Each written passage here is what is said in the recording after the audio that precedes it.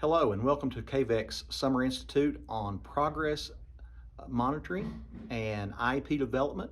We're going to look at anything that has to do with the present level and how that links into doing annual goals. And progress monitoring, we're going to look at goal monitoring inside of Infinite Campus. And we want to welcome you here today. Brenda Combs, myself, Denny Paul May will be directing this training. And we also have attached for your convenience a quiz that you can earn ELA credit or you can earn PD credit for your convenience. So let's try that again, and we'll start from right here. This is KVEC's present levels to goal monitoring. We apologize if you have had an opportunity to sign in. Please use that QR code to sign in. If you haven't done that up to this point, please do so. And then we're just gonna dive into present levels to goal monitoring. Brenda Combs and myself are here today from KVEC. My name is Denny Paul May. If you don't know me, most of you do, and most of you know Brenda. We work here at KVEC as due process folk, and we've been working together for a long time. Brenda's been a great resource for me when I was a director, and even before then. She's just been a director herself, and she's been here at the co-op for a very long time. I guess going on 15 years now, Brenda, would you say? And so I've been here with her for 5 years, working as her understudy, and just listening to everything she's got to say, because she has great practical knowledge when it comes to writing an IEP. Now, we realize that you guys have big jobs, and we realize that, the paperwork sometimes can seem overwhelming. But our goal for you is to say, how can we help you? How can we help you develop these IEPs in a way that they're going to be compliant? When we talk to the State Department, lots of times they'll talk to us about being compliant, and we know that in present levels there's certain things that have to be in there, and we know that with goal monitoring. One of the things that we hear a lot of talk about is free, appropriate public education. Every student with a disability has the right to have a free, appropriate public education. Brenda and I talk about this all the time. We have to have well-developed goals. We have to have good foundational statements in our present levels. And Brenda's going to talk to you here just in a second a little bit about what it is that is required in present level. And so. But to finish my thought there, with free, appropriate public education, we know that we're supposed to be writing an IEP that's unique to the student, that doesn't include copying and pasting. We use the standards, the grade level standards, as a guide, but we develop these goals based on these students' needs, and we look at their strengths and that kind of thing. And so once we do that, then we are in a situation where we want to not only write a good solid goal based on data, but then we got to have a progress monitoring piece where we have a graph, and we've got a visual representation and we do analysis. And we do that progress monitoring for a couple of reasons. One, we do it to inform our instructional decisions. We had a session yesterday over in Leslie County where we talked a lot about, just making sure that our progress monitoring helps us, as we're engaging kids in small groups, and that's the best way to teach kids in special needs, or it's the best way to teach any group of kids, putting them in small groups and really working on, getting them to respond, really working on getting them to do some things for you, that we realize that data comes to us at a breakneck pace. We can take data all day long as we do formative assessment and we work in our small groups. But when are we going to capture that data? How frequently are we going to capture data so that we can say, yes, this child has made, or this student has made progress on that annual goal? And we're going to talk about how all that works together and the links and what the State Department's looking for. And I'm going to stop right there for just a second, and I'm going to ask Brenda to talk to you.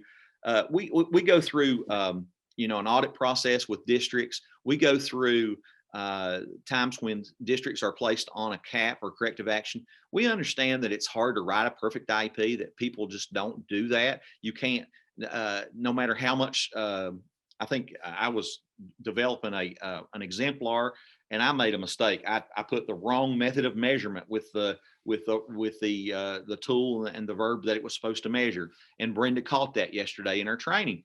And you know, so I mean, it's so easy to make a little technical mistake, but the idea is to capture where the student is, meet them where they are, and then move them over to the goals that we're working on and make sure that the percentages match up, make sure the numbers match up, and then make sure that we can give a representation of that data. And that data really, it does two things. It helps us to decide if our instruction is being effective, but then, and that's probably the most important thing. But then the other part that definitively says we're providing faith shows us how much progress that student's made on that.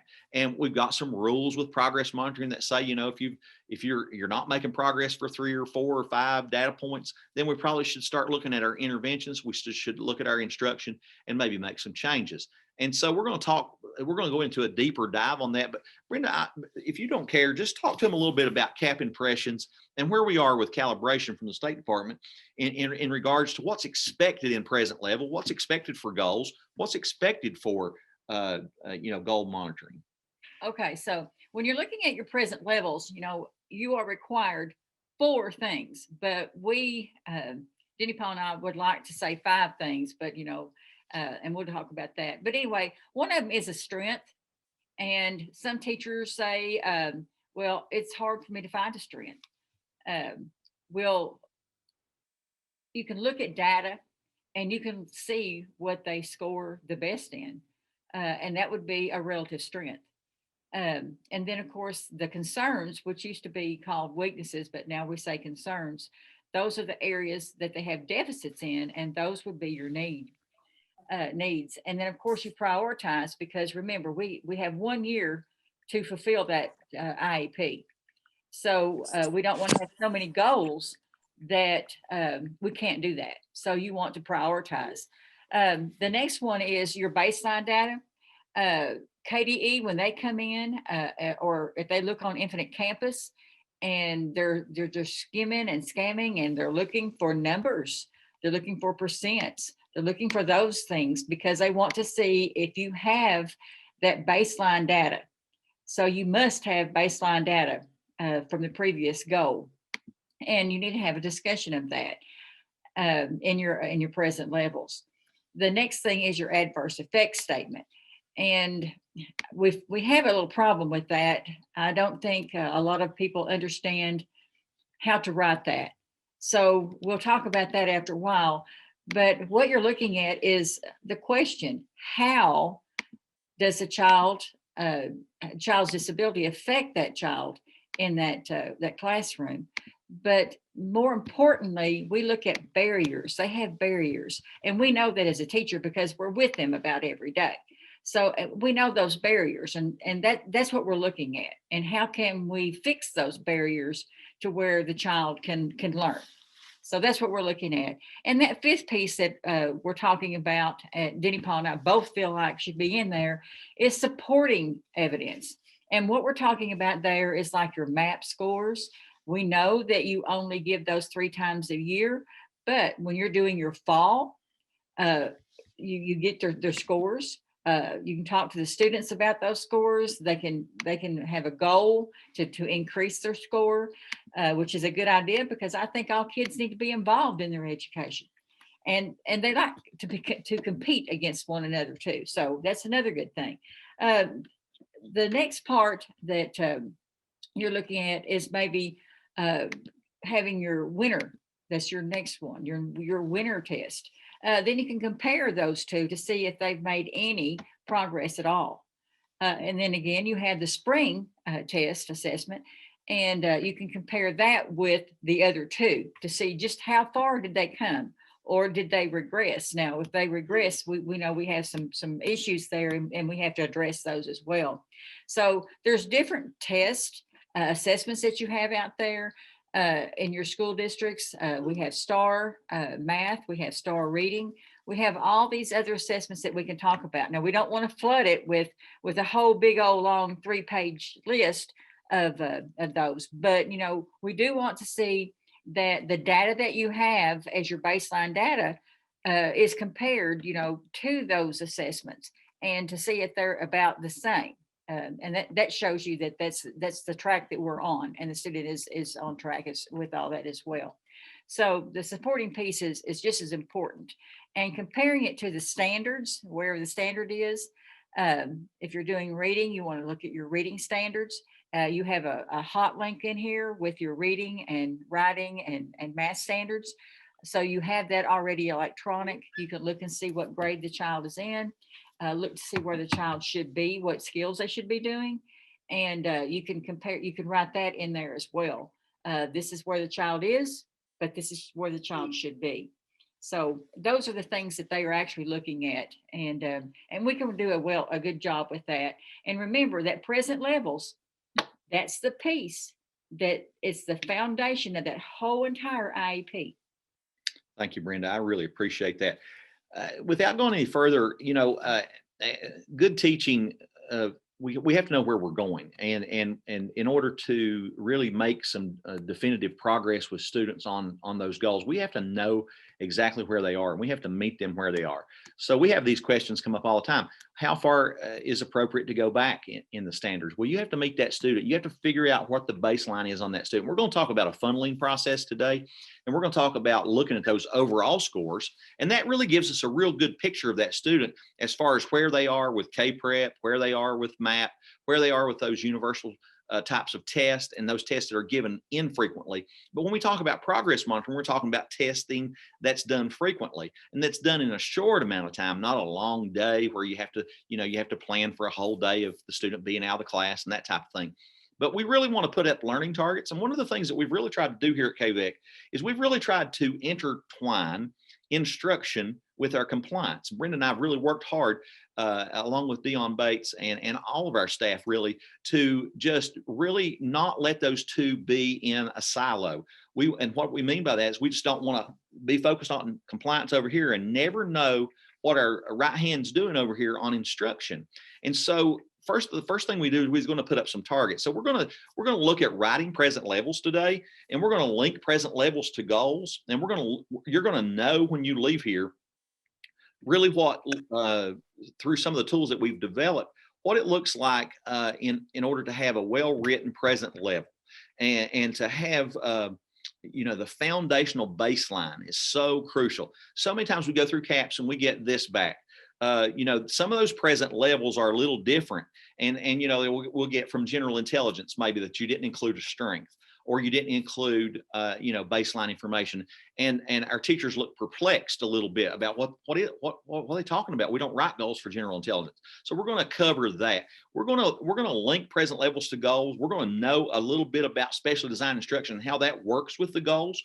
We really want to focus at KVEC this year in our region on making sure that we're matching the appropriate specially designed instruction practices to the goals that we're developing.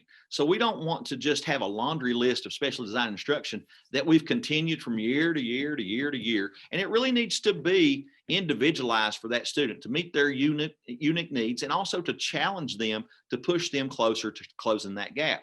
And so we're really working on that kind of thing, where we marry instruction and with compliance, and we really put a balance on it. And we say, yes, it's important. We realize you have big jobs as special ed teachers doing all the compliance things that we expect of you, but we also know that we have students there that need us. And so we've got to try to find a balance and strike a balance. And so one of our goals is just to be resources for you guys, and to help make your job a little easier when it comes to what needs to be in those IEPs, and what's going to help you say, yes, we've done some things with this kid, and yes, we've moved the needle on this kid, and we've really done some things. And it's not just an IEP that we write and we put in the drawer, or we used to put them in the drawer. You put them on the Infinite Campus and you just leave it there and you never go back to it. So it's really, really important that we think about it. And we're going to look at monitoring goals. There's a new video out on KDE, and it takes you through step by step how to enter information into Infinite Campus and how to get your progress monitoring where it needs to be. It spits out a graph for you. It talks about things like aim line and trend data and making instructional changes or making intervention changes. And so you're going to get a little bit of that. And we've got that attached so you can go for further learning and watch that video on your own. We have some other things attached that we think are going to make your specially designed instruction a little stronger. We have the standards attached. And, all of this goes into, working on monitoring those goals, working on getting those present levels correct, being able to analyze those trends that we see from our data, and always having, I don't care what we do now, we're in a world that says, if you make a statement, what do you have to verify that statement? Everybody questions everything.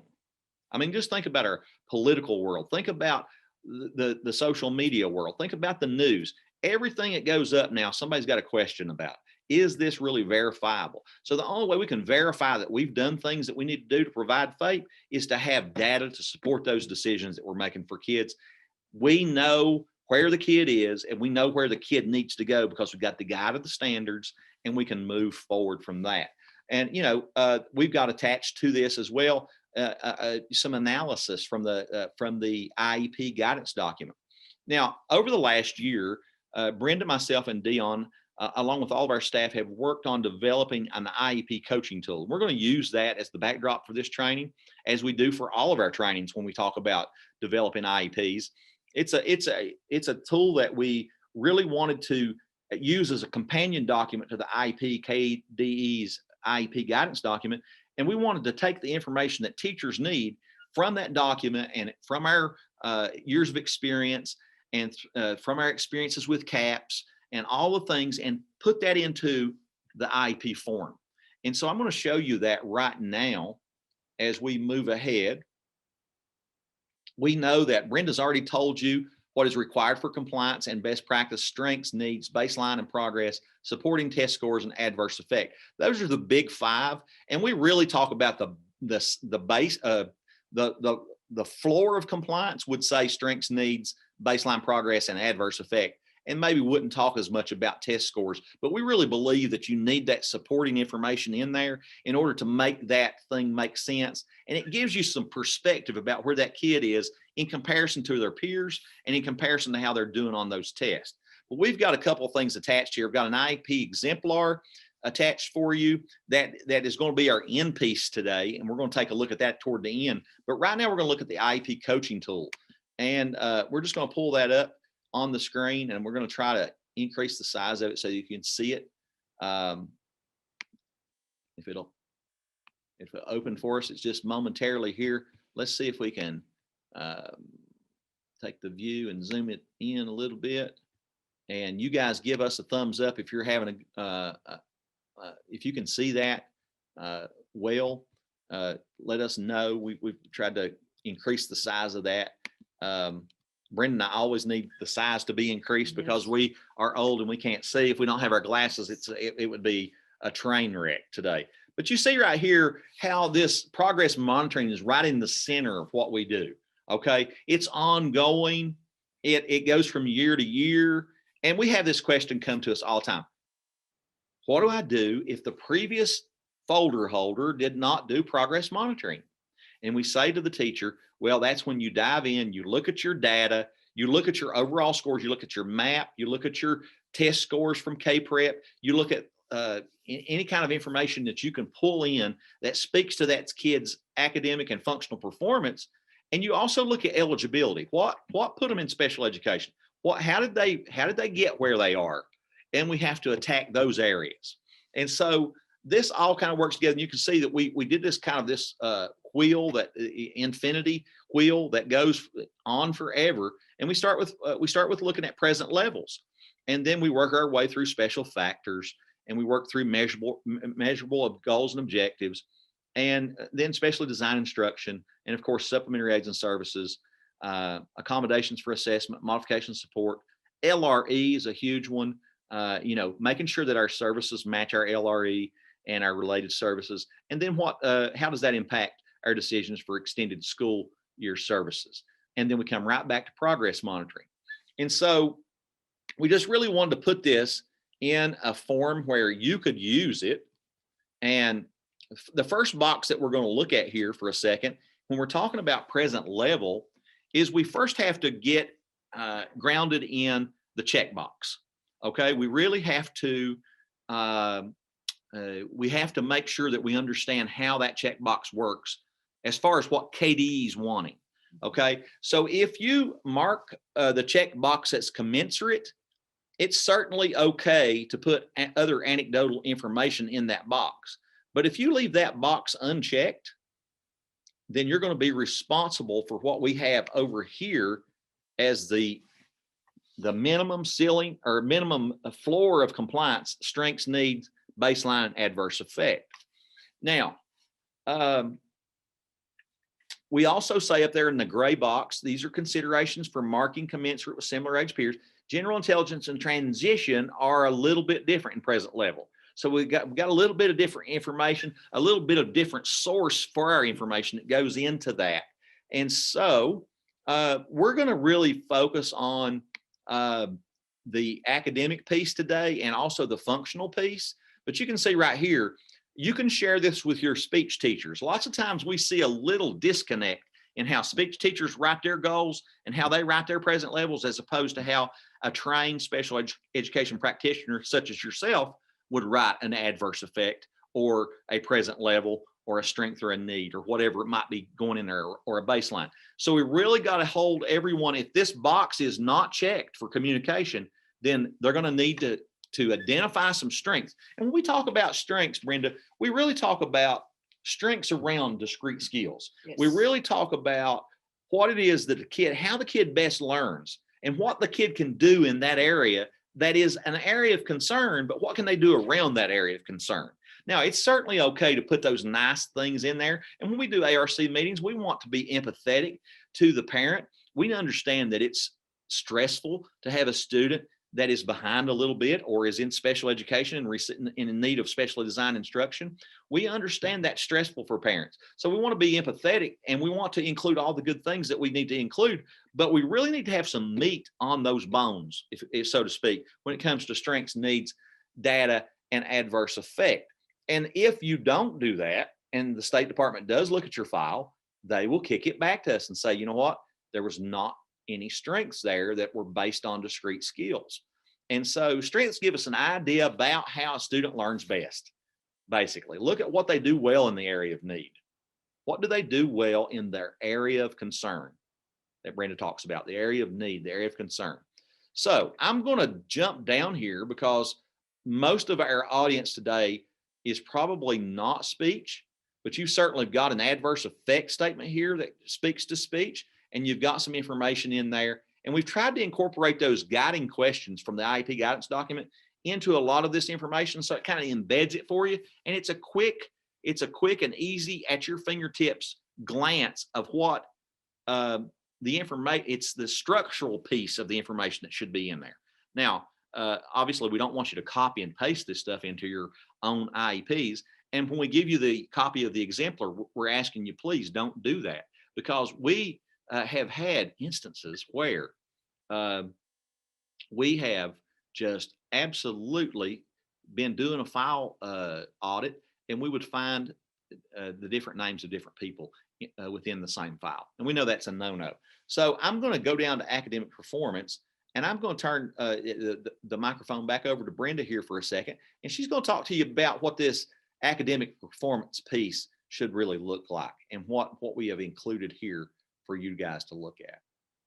Okay, so when we're looking at the academic performance pieces, you know, that's your reading, your writing, spelling, math, those types of things that are listed there.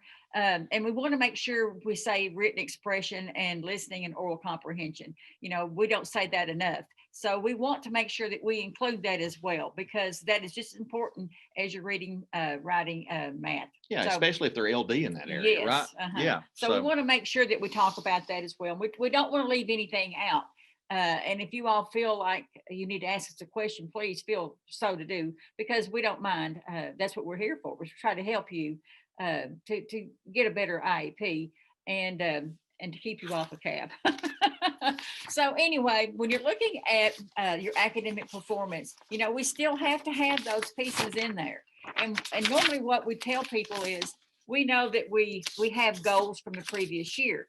Now, if you don't have goals from the previous year, and this might be an initial student, then you have the documentation written in your psychological reports about their academics. Where are they at grade level? In reading and math and all those types of areas. You have that at your fingertips, so you can use that data in there. But please do not copy that whole entire section on that report, because I did just the other day, I did a record review, and that one section was 3 pages long because they copied all that data exactly verbatim from that report. Remember, it's just a summary. You want to summarize that. You don't want to put that all that in there. And again, do not say see psychological report. No, no, no, no. They want everything written in the boxes. They don't want to see anything. So we have to remember that we need to do that. So when you're looking at your academic pieces, yes, we have to have a strength. So we can go back and say, we're talking about reading or reading fluency. We have a lot of issues with reading fluency. So you can go back in there and you can see where the test, the child was for the initial, looking at the test. Now, if they were subsequent, which means they have been in special ed 2 years or longer, then you have your progress monitoring baseline to go by. Okay, so you can get a strength from there. Just remember, we have to make sure we're looking at the previous year's goal to do your baseline data, and you already have that done through progress monitoring. So because you have to talk about it anyway when you're having the meeting, you have to talk about that, and you can state, okay, this child was here at the beginning of this IEP. Now, at the end of this IEP, this child has made this much progress. So, some students might be able to make quite a bit of progress depending on what they are. SLD kids, they make a little bit more progress. So, you can talk about that, and you've got that evidence there. So again, then you go to the weaknesses. You're looking at a weakness. You're looking at the skill. You're not looking at anything other than the skill that they're working on. If it's reading, writing, math, whatever, you have to look at that skill, and you're talking about a skill, nothing else, okay? So make sure that you're doing that, and you see what that barrier might be for that student, and then you're going to put that in there. And then we're going to try to break that barrier is what we're going to try to do. So the next piece is, of course, I've already been talking about that, is that baseline data. We have to have baseline data. That is something that's a must.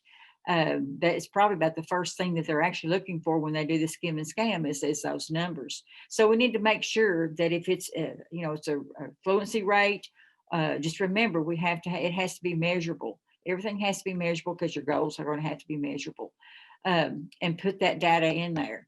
The next thing is we have to have that adverse effect, and it has to be specific to that skill. I know you're going to get tired of me saying specific to that skill or discrete skill, but that is what we have to do, is do the adverse effect with that. And it's how, and that's again, could be a barrier there with the adverse effect statement.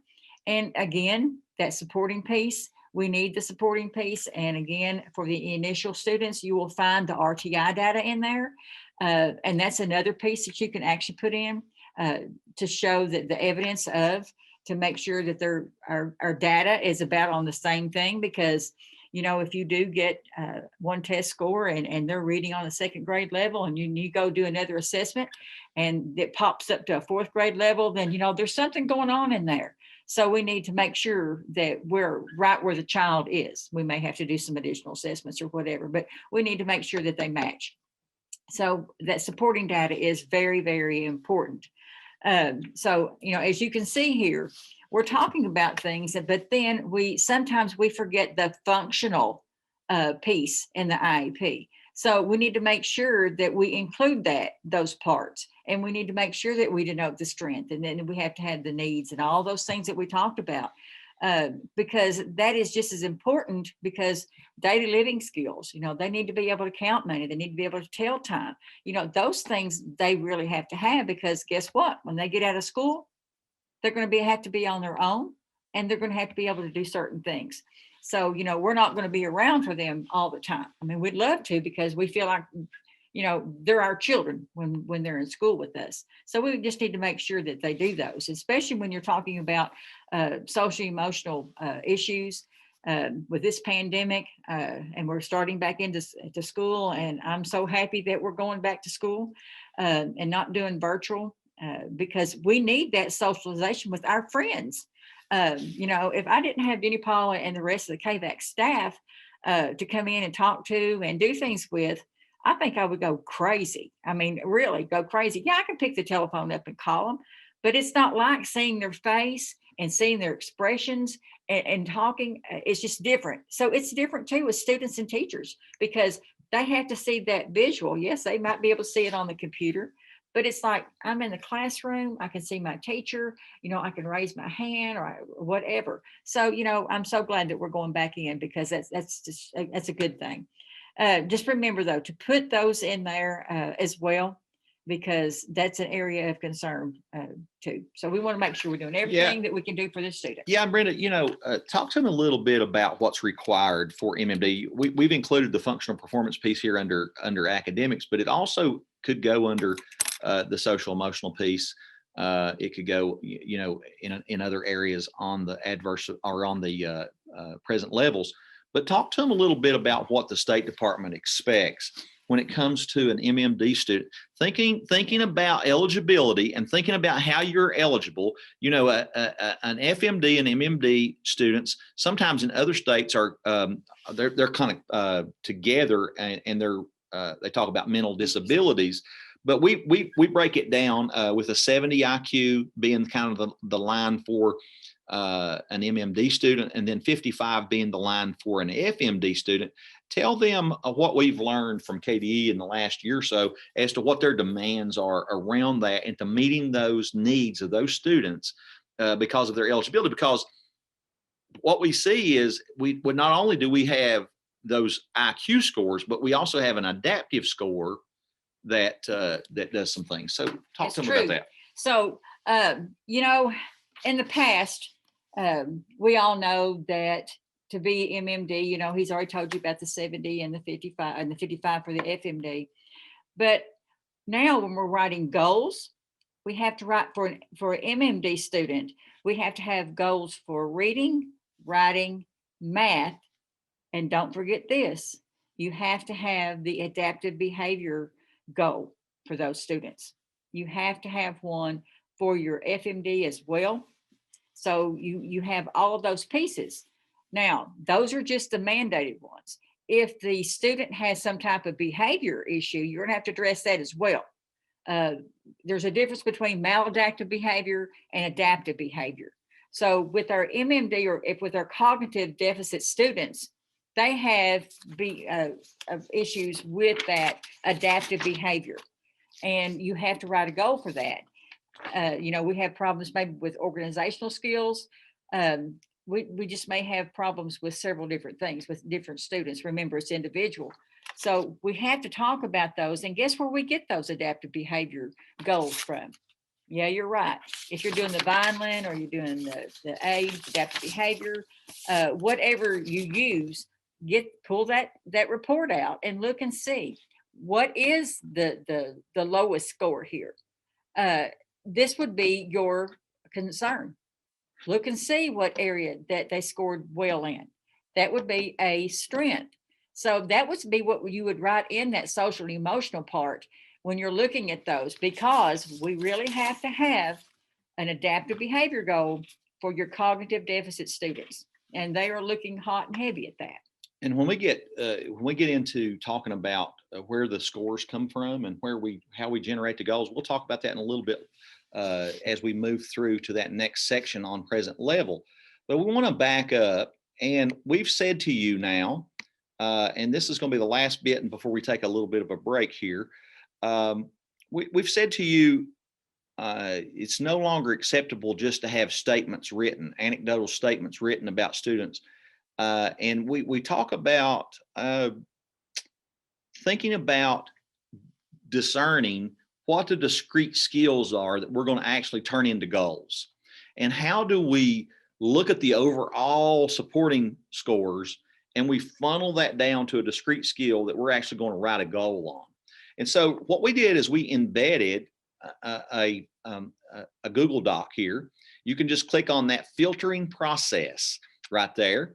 And I'm going to click on that and take us to that. Hopefully we won't get lost in cyberspace here. But I'm going to bring this up here just a little bit. I'm going to try to increase the view just a bit. Maybe. Yeah, there it went. Okay. And so what is the filtering process? The filtering process is a process that will lead us to baseline data. It's going to help us turn those statements into quantifiable statements, things that we can see, hear, count, and time. And we're going to look at the overall, the screeners, the RTI data. If we're doing an initial, we're going to look at RTI data. What were they doing in tier 3? What are those skills that they were deficit in? And how did that lead to a referral? How did that ultimately lead to them being placed in special education? We know that when you're eligible, you not only have to meet the criteria, but you have to need special design instruction based on an adverse effect. Can we show adverse effect? How do we show adverse effect? We show adverse effect by saying, hey, this is what's expected of a similar age peer at this place in time. If the student's in the 4th or 5th grade, or if they're 10 or 11 years old, or 11 or 12 years old, what is expected of that similar age peer from the standards? What are they supposed to be able to do? What's that look like? And how do we turn that into a goal that we can work on to close that achievement gap? So we look at the overall scores. So for example, we may look at an overall screener, or we may look at RTI data, and it may say, it may point us to the fact that the student has a problem with reading comprehension. Now, we know that there's lots of pieces that lead to problems with reading comprehension. It may be their inability to work with phonics. It may be their inability to fluently read. It may be that they have cognition, that they can't remember what they read, or they can't discern what's trying to be inferred, or what the details are from a particular passage. So we have to look at what it is that's causing that comprehension to be where it is, and are they in fact eligible in that area. And so we look at the integrated report, we look at classroom data, we look at RTI data, we look at the screeners, we look at the map data, and we get them into a ballpark. And so we ask ourselves, now, do we know what their baseline is on a discrete skill from that particular area? And so step 2 then is to identify the needs or concerns or the skill deficits. We review the performance on previous goals. If there have been in special education, we look at where they were when they ended on that reading comprehension goal. Do we need to keep that goal the same? If we do, we make sure that we keep our behavior the same, we keep our circumstances basically the same, and we keep our method of measurement the same, but we adjust the degree and criterion. We may increase the percentage that they can get on a particular grade level. And so we prioritize those skills for instruction, and we start to really work on what are our strategies, what's our special design instruction to attack that particular discrete skill. And when we do, then we provide those probes, and we have an establishing the baseline. So we'd take 4, 5 to 6 data points. We would take an average of that, either the mean or the median. And we're going to show you, we also have that attached, how you get that baseline data. So we identify a tool that will measure that skill deficit. Now we know that if we're looking at reading fluency, how many words a student can read per minute, that's a simple one to think about in terms of progress monitoring. Then if we know that they can read these many words at this particular level, at this particular place in time, at this particular age, we know that we're going to try to move them to a higher level. And we know that we're going to have to use those timed readings and probes. And we're going to have to figure out how to teach them to be more fluent. And that's going to be our special design instruction. And so as we look at the numbers, we identify, hey, at the grade level, at this particular grade level, they can read this many words per minute correct. And you'll see that later as we develop our goal. And then as we further talk about how we're going to enter that data into Infinite Campus and how it's all going to make sense and how we're going to be able to prove that we've actually taught fluency and that we've actually done, some specially designed instruction around that. What it is that we do that makes what we do important for the student to close that gap. So we prioritize those skills for instruction. We have to decide as an ARC which skills are going to move that student forward in terms of the grade level standards and in terms of their functional performance or whatever it is that we're working on. And then we establish that, we identify a tool that will measure the skill deficit. And that's why we say in progress monitoring, once you establish that baseline with a probe, with an oral reading fluency probe, then you continue to monitor progress on that goal with an oral reading fluency probe.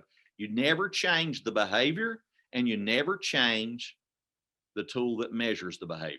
In order to do progress monitoring correct, we have to understand what the behavior is it measurable, what makes it measurable, and can we get a tool that's going to measure it so that it's not such a drudgery or a hard job to say definitively they've made progress on reading fluency. Now they can read this many words correctly on this particular level at this place in time. So that is the filtering process. We must include numbers in the baseline. And so that's how you put those numbers with those discrete skills. Now, question comes, if you don't have baseline, what do? You got to get baseline. Baseline is vital to having a correct, compliant, minimum floor of compliance for State Department, for your school, for your IEPs. And they don't take long to do. They really don't. You do short screeners. Your reading fluency probes, they're at 1 minute, mm-hmm. 1 minute, and that's it. How many words can they read per minute correctly? And so that's one that's an easy one. Then there's others, and you have to understand to make those tools match.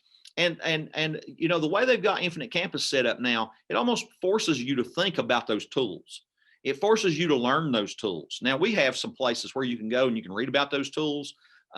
We've got websites that we can send you to that we can help you with. We've got all kinds of information that will help you with that. So let's see if we can get back to where we were. The IP Coaching Tool. Now we're going to talk about, for just a second, after I look at the chat here. I can't see. Are we responsible? We'll come back and answer some of these questions. Tiffany Perkins says Dibbles is a good tool to use for that. And then Angela Burchett asked the question, are we responsible for monitoring the speech teacher's goals and objectives? How would you answer that, Brenda? Okay. You have a good handle on that. I give you all the tough questions. That's not very tough. Okay. And he knows the answer to that as well as I do. But anyway, yes, you are partly responsible. You are not fully responsible, because what the speech teacher does, they do these skills with the student. And then the student goes back into the classroom. That is where the student practices what skill they need, if it's sounds or whatever.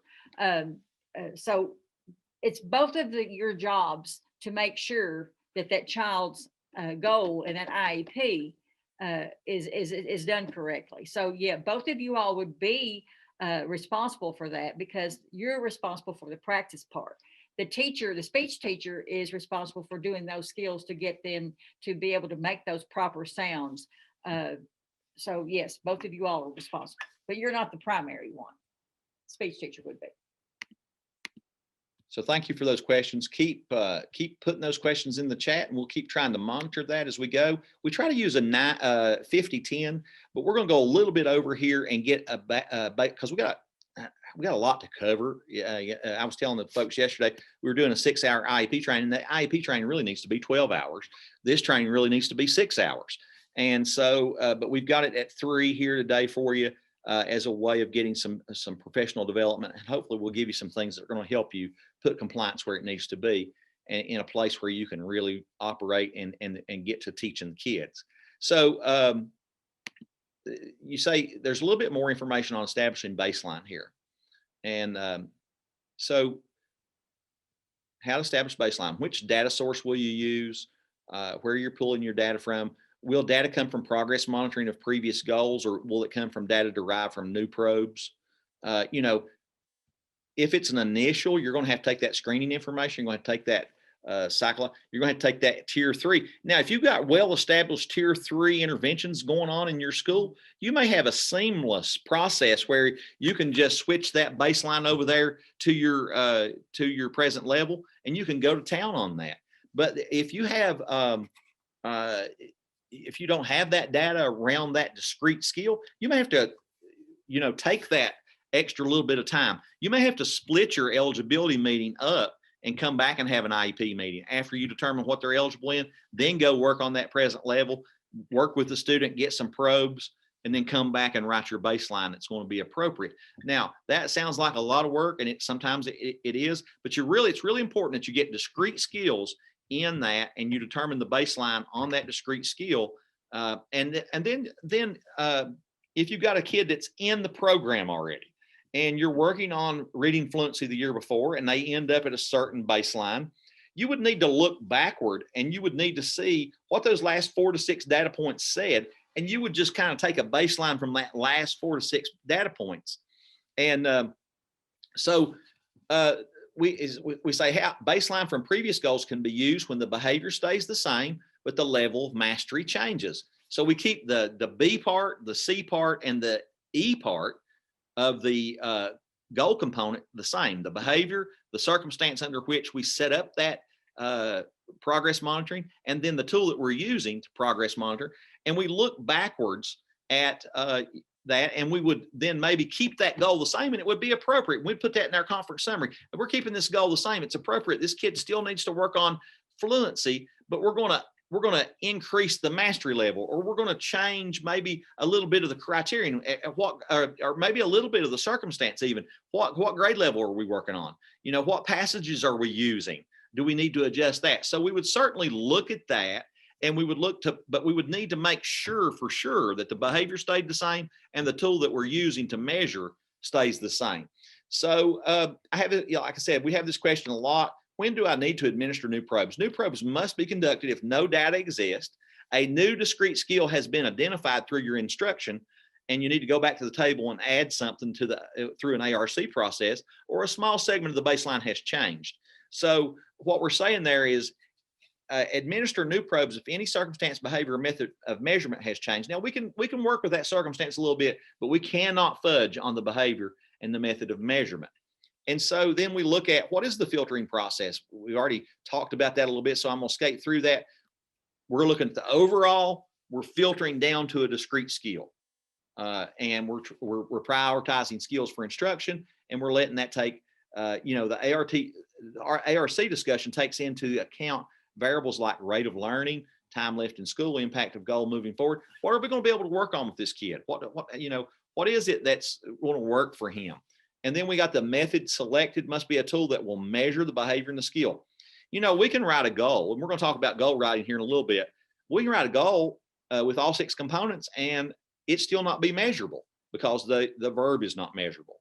And the tool that we're using may be messed up, like I did with that goal that I wrote, where I put the wrong method of measurement with the particular verb. So here's a little bit about why in the IP guidance document, this is the last thing we're going to talk about, and we're going to take a little break, and we'll come back with you and try to do some interactive things with you to make this a little more engaging. But first of all, I say, how do I determine the use of mean or median? Mean is used when outlier scores are not present in the data set. To find the central tendency, you simply add all the scores together, and from that 3 or 4 data point raw scores, and divide the number by the number of scores. Now, so let's say you had you were working on a baseline, you had scores of 30, 32, 32, and 30. And you would add all 4 of those scores together and divide by 4. That gives you the mean. Everybody knows how to do the average, right? That's the average. So, but what happens when you get a data set that includes a score that's maybe really inflated. Maybe the kid just all of a sudden figured it out, like the scores that we got here, 32, 34, 36, and a 98. Well, the outlier is the 98. Well, we know that if we include that 98 in there, we're going to have a baseline that is skewed, and we're going to have to then figure out the median score. So you say, well, you line them up, or you put them in order from the lowest to the highest, and you've got all those scores. You got 32, 34, 36, and 94. Well, you've got an even number of scores in that data set. So what you do is you take those middle two scores, you add those two together and take an average of the two middle scores. Okay. If you only had 3 scores there, let's say you had a 32, a 34, and a 98, you would just select the middle score and to come up with the median score. So, you know, a 34 and 36, 70 divided by 2, a 35 would be your baseline there. So you would add those two together in the middle. Okay. All right. So, you know, we look at that and we see that 98, but now sometimes we may have a very low score. You may have a score of a 14. Mm-hmm. So that is also an outlier. So it's not only the top score, it could be one on the bottom score. So, you know, you can tell when they're way out of line. It is 10:01. And Brenda always has that practical approach. She completes me in so many ways. I appreciate that so much. That's a great point. You don't want to just think about those higher scores, but you also got to include those outlier lower scores. And you want to get that kid's baseline correct. So we really have to think about that data set and thinking about bringing progress monitoring over from the last IEP.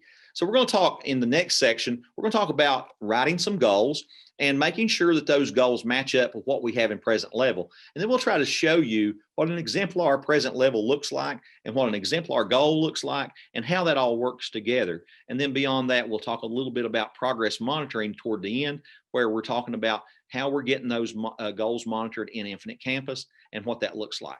So let's take about a 12-minute break. Let's come back around 10:15 and we'll go to the top of the hour again, then with you about 11:05, and we'll take another break, and then we'll have that last session. So thank you very much, and we'll see you back in just a few minutes.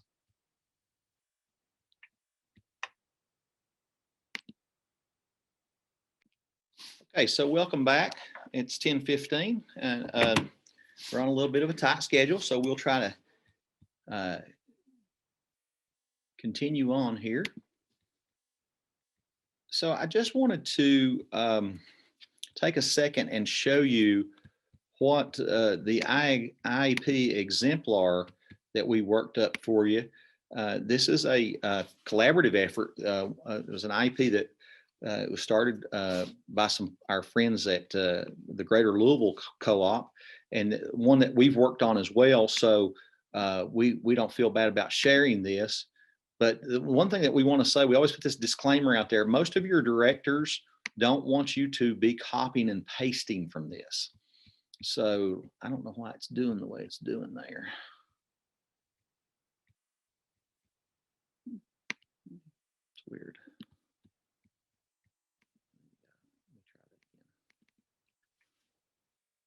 I think I opened it in preview. I apologize. Just one second. We'll get it up here for you. So this is IP that, like I said, we've worked on it some in collaboration with other co-ops.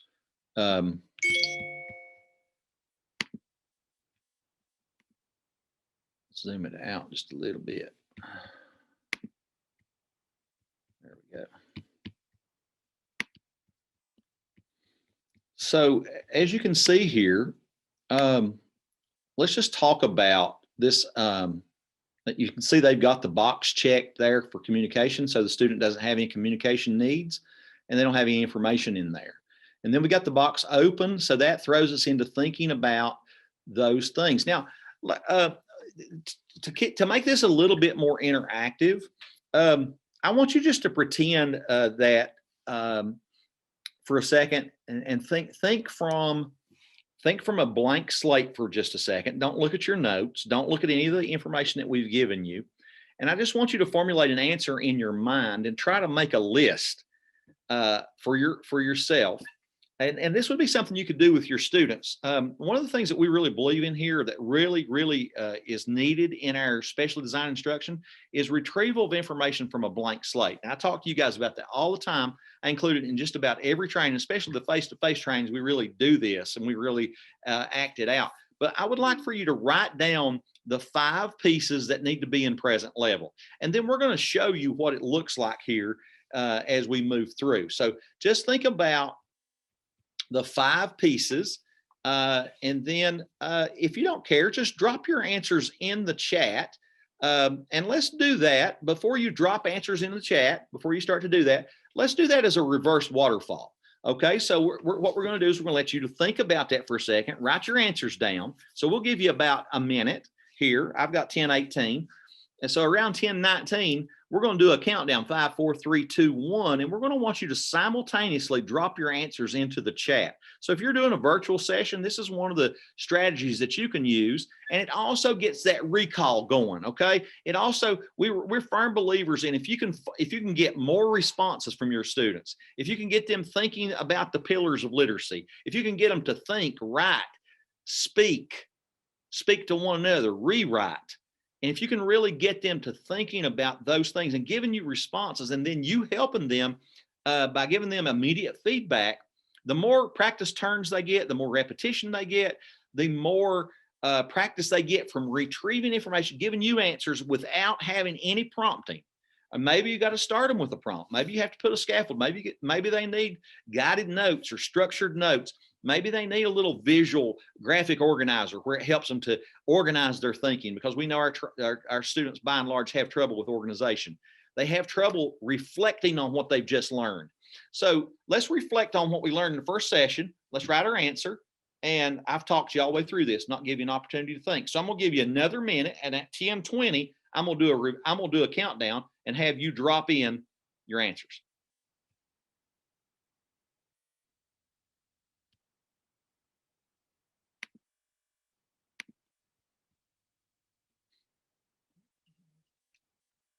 That's okay, Angela. You're on it. Appreciate that. So we're going to go for about 20 more seconds. I'm going to do a countdown here.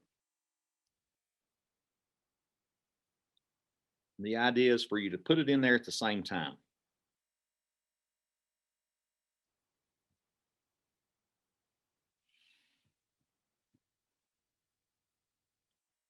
5, 4, 3, 2, 1. Type your answers. I love it.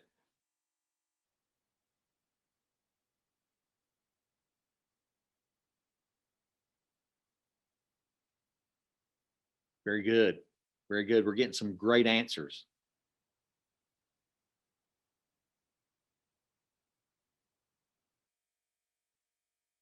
We can use needs and deficits and concerns all interchangeably, but as long as we don't do weaknesses, I think that's kind of politically incorrect. We try to stay away from that word as long as we understand what we're talking about. So that's okay. That's fine.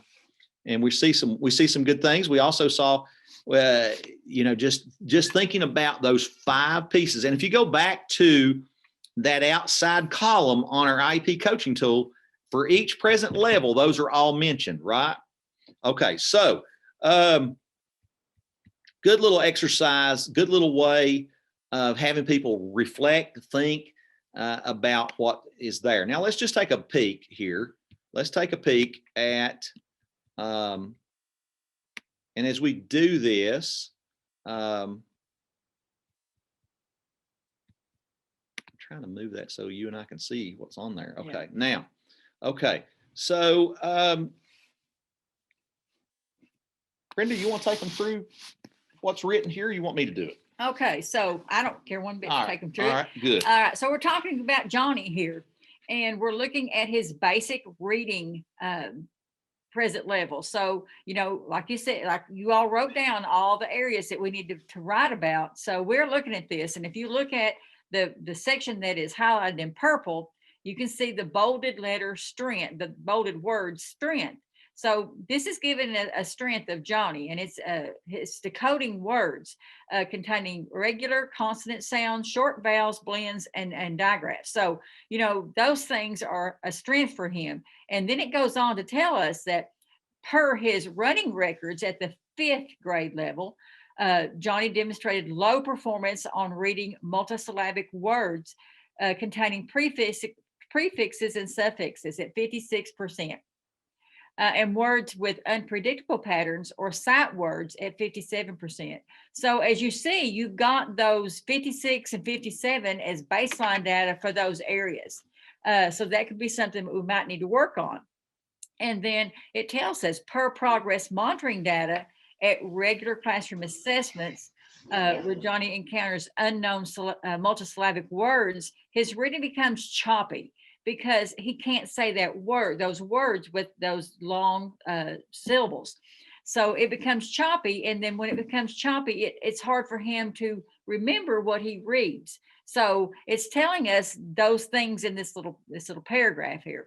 It also talks to us about the decoding strategies. And then when we look down into the green section that's highlighted in green, it tells us here that the lack of the coding skills and reading fluency is a reliable predictor of reading comprehension problems. So, you know, that shows us that's going to be a goal that we're going to have for Johnny because of the issues that he's having, the barriers that he has. It says it right there. It also tells us in the little orangey peachy section, as I call it, peachy, it says that he is currently reading 110 words correctly per minute. And that's at the 4th grade level, whereas his peers are reading 151 words. So as you see, he has a deficit there as well. So we're comparing where he should be to where he is at. So we can see what we're having to do to try to close that gap. Will we close that gap? We may not be able to close it, all the way, but we're going to try to close it as close as we can. Okay, then we're talking about where his note, it says scores must be written in such a way that it gives a clear comparison between the students and the typical peers that's his same age. So we did that there with the words per minute. The baseline data, you know, for reading that, like I told you up there, it gave us the reading at the 5th grade level is 98 correct words per minute.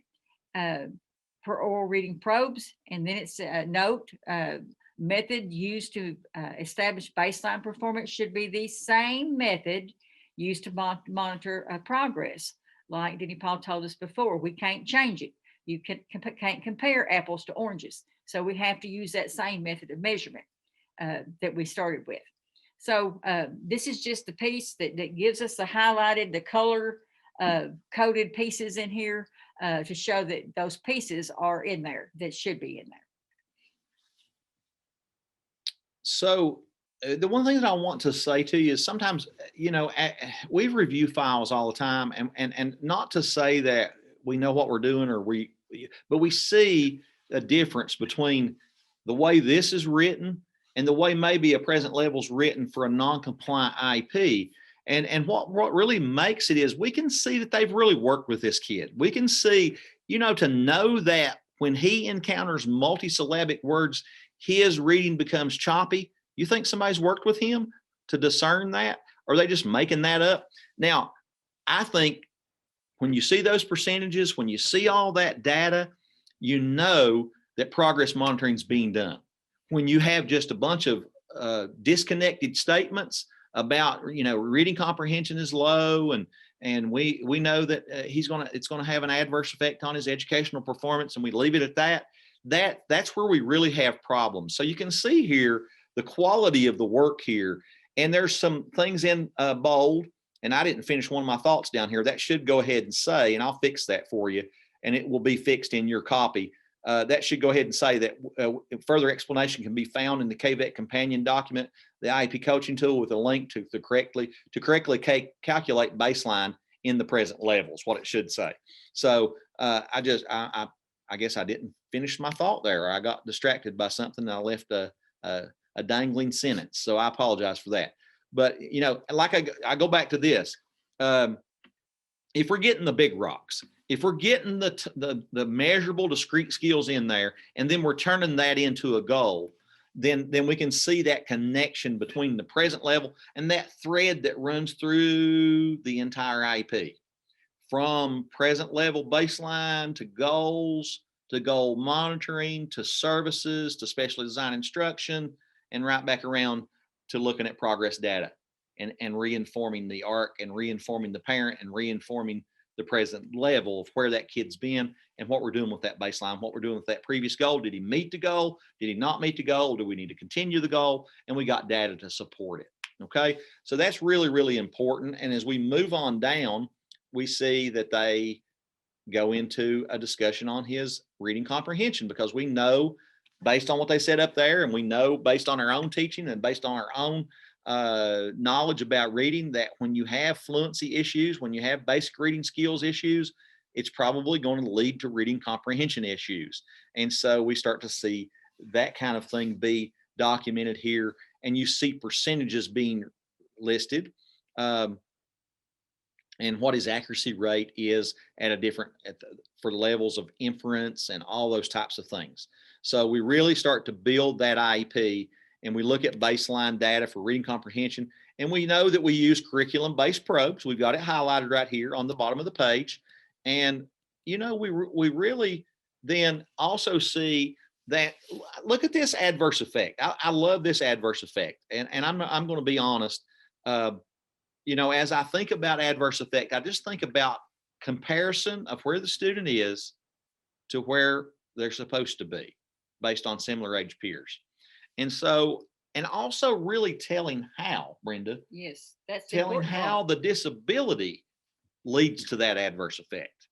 And so we see statements like, the student has this disability, so therefore he's going to be behind in general curriculum, or something to that effect. And so look here what it says. Johnny's difficulties with reading fluency negatively impacts his ability to access grade level standards without support. His struggles with fluency adversely affects his comprehension, which affects his ability to complete reading tasks within the standard given time frame.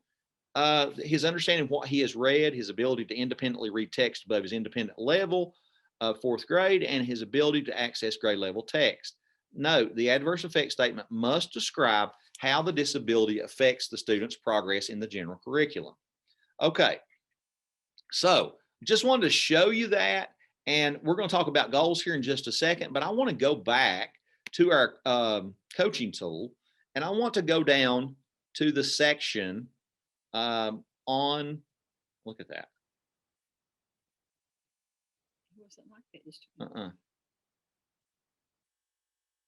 On social emotional status is what I was going to say. And for some reason, some of the stuff is missing, and it's blacked out, and it's jumbled. I don't really understand that. So we're gonna have to work on that. But let's just talk about it for a second. Let's talk about this section on social emotional status. Now, really, this is where your adaptive behavior comes in. If you're using a Vineland, you need to be looking at communication, you need to be looking at daily living, you need to be looking at socialization, and you need to be looking at motor and looking at those scores. And if a kid is MMD or FMD, you need to look at that low watermark score, okay? You need to look also at those other scores, and you need to determine what the student's real need is there in terms of what they need based on where they are with their age and what it is that's going to help them function with the time that you've got left with them. Okay. So what we're saying is, if you got scores of 70, but you may have like an 82 in communication, but then when you get to socialization, you've got a really low score of like 60. You go and look at those skills, those discrete skills from that Vineland, and you turn those discrete skills into a probe, and you probe that student on those skills. You determine how to get that baseline, and you have to turn that baseline into then a goal. Okay, so you really got to really base that on your your overall performance data, and you really want to think about I'm just really perplexed over how that's happened. But anyway, you got to think about how that Vineland score, what's the relative strength? That would be communication. What is the relative need there? That might be socialization. And then we look at the skills that lead to better socialization, and we look for goals and baseline around that discrete skill, whatever it is that's going to improve that particular socialization. Okay, so that's really how we do that. That's really what we're looking for. And then we're looking for that adverse effect statement. Again, we're looking for, and I think I'm going to go back because this is, let's go back to our exemplar, and let's just go down and look at, they've also got writing in here for you. They've got math on your present level and your adverse effect statement. They've got the health vision kind of glossed over, but they've put some information in there and checked the box. So you're not responsible for strengths, needs, baseline, and adverse effect. But when you get to the social emotional status, look here, they've used the ABOS here. And we kind of put that per teacher interview and noted in the conceptual subtest score of 70 from the ABOS. The reason Johnny does not start a task is related to Johnny's difficulty understanding the expectations of the task, or he does not have all the materials necessary to complete the task. So that's something you can certainly turn into a quantifiable goal. You talk about his relative strengths and adaptive skills. Those relative strengths come from his home living or his daily living skills and his social skills. So socialization is probably going to be a higher score. You might even reference that score, and then you can see here how you turn that in to a baseline data, what he's doing. So you'd say baseline data for independently self-advocating his needs, clarifying, asking for clarification of directions, requesting materials, requesting support around whatever math work he's doing, because they had taken some probes during math and they noticed that during math, it was much more prevalent that he would have difficulty organizing his work and getting the directions correct, getting started, requesting materials, requesting support, and that he was only doing that at 12.5% of the time for the giving opportunities. And so they looked at an event recording and they said, how many, this is the amount, this is the percentage of time that he is able to actually advocate for himself. So he's using adaptive skills there. And those adaptive skills, when not applied appropriately, are going to have an adverse effect on his ability to engage in learning experiences across all content areas, but in particularly, it's going to impact that math. And so that would lead to a goal. And let's just jump over here for a second, because I just really think that's what we probably need to do. Let's look at what goals, and just turn away from the screen if I'm making you sick by scrolling. I apologize. I don't know any other way to do it.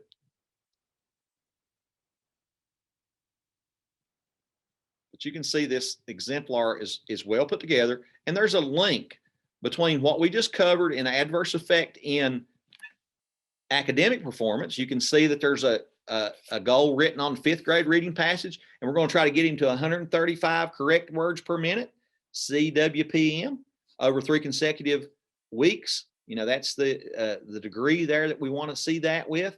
And, the criterion measures 135 correct words. And, the circumstances given that 5th grade reading passage. So then we're going to look at, we know that read is a measurable verb based on our Bloom's group. And we know that we've got the right probe in there. We've got curriculum-based measure now. How about that? I made that correction. And then we know that we're going to use that same consistent tool to measure that throughout. And then we got a writing prompt there, goal, and we've got those short-term objectives. We've got a math computation goal written for you, and we've got short-term objectives associated with that. But I wanted to get down here and I wanted you to see this self-advocacy goal. The State Department's going to be looking for students that are MMD and FMD, or that have low scores on the adaptive. Even if it's another disability category, we would see some expectation, because when you go back to the regulation, it's not just academic performance, it's also functional performance that we're concerned with.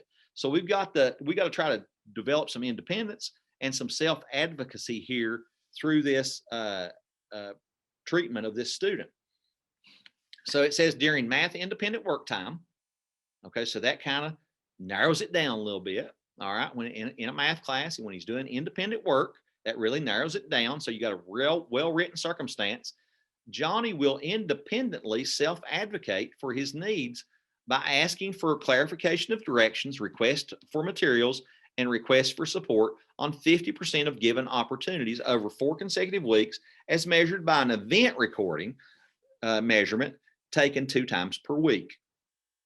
So we're going to take data 2 times a week on how well he's going to self-advocate for himself, and that's going to do that adaptive, and that's going to also, it's going to be transferable to other areas in his life.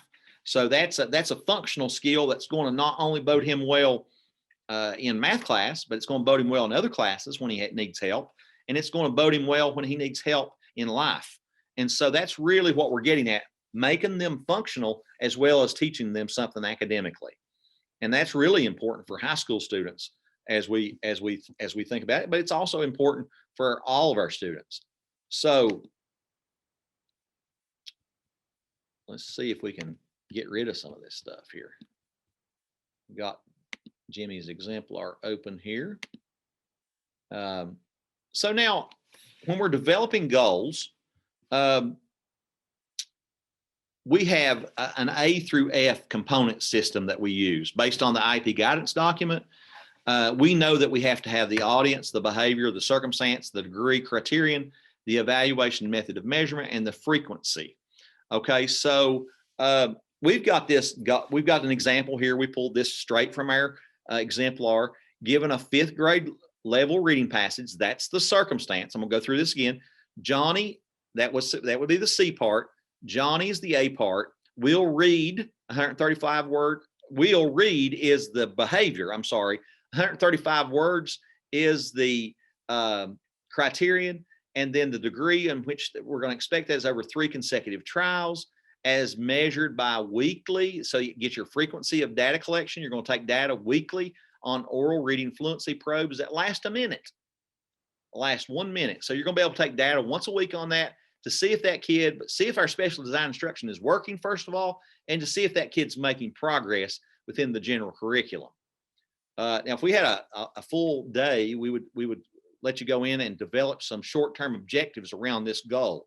That was, this is for a 6-hour training. So we've already got that put together in case we do a 6-hour training around this. And some districts are having us come do face-to-face like that.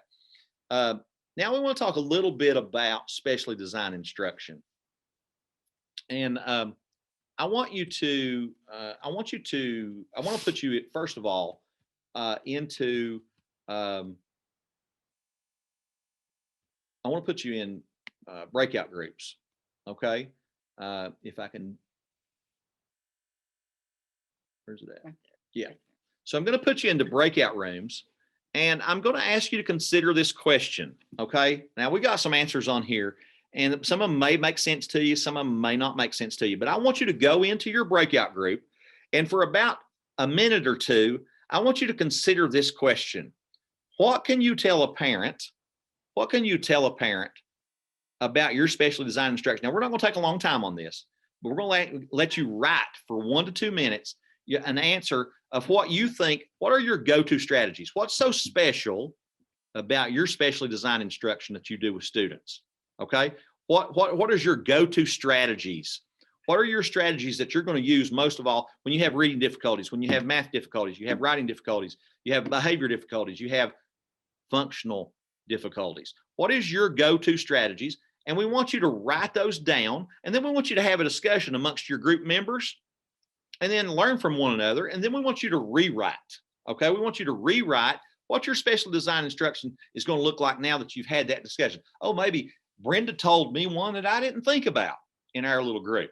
And what we're going to do is, while you're doing that, we're going to circulate through the groups, and we'll go into a group and we'll listen to your discussion, and we may add something. We may frame it a little bit. We may decide what we're hearing is way off base. So we're giving some immediate feedback there. You see what I'm saying? So we're really doing some good instruction. We're putting you in groups. We're having you respond through the pillars of literacy. We want you to write.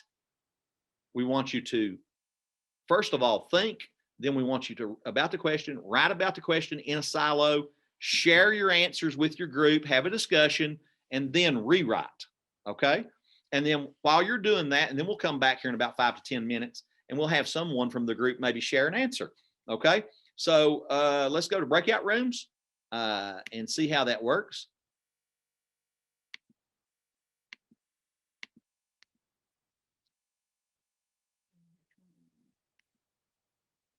About 5. Mhm. Okay, so we're going to have 5 breakout rooms, and you should be prompted on your screen to enter a breakout room. And when you go in there, we have some norms that we like to say. Turn your cameras on within the breakout rooms if you don't care. If you're absolutely animately opposed, that's okay. But if we'd like to see your faces in there, and then just talk, work on the question. What's so special about special design instruction? What are your go-to strategies? And let's start developing our toolbox. And then talk to your folks and then rewrite. Okay. So that's the assignment. We're going to create those breakout rooms, and we're opening all rooms as we speak.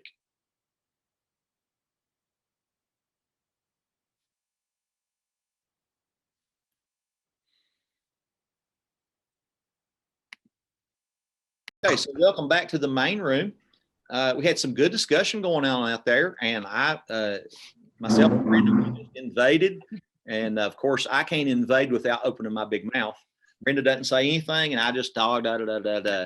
That's just the way we operate. And then she pokes me and says, "Will you hush so they can get something done?" And so, anyway, we were in those groups, and I'm just going to randomly select by number. You may not know what group you were in, so I'll just call on some folks that I know. Danielle, I think you were in the last group that I entered in with. Danielle Aldrich is with us today, and we appreciate her being here from, I think she's still in Floyd County. I believe that's where she is working. And she's always good to attend our trainings. Would you just kind of talk about what your group did within the small group? I feel like this was not a random selection, Denny. Well, sorry. I like to pick on Danielle. I'm sorry.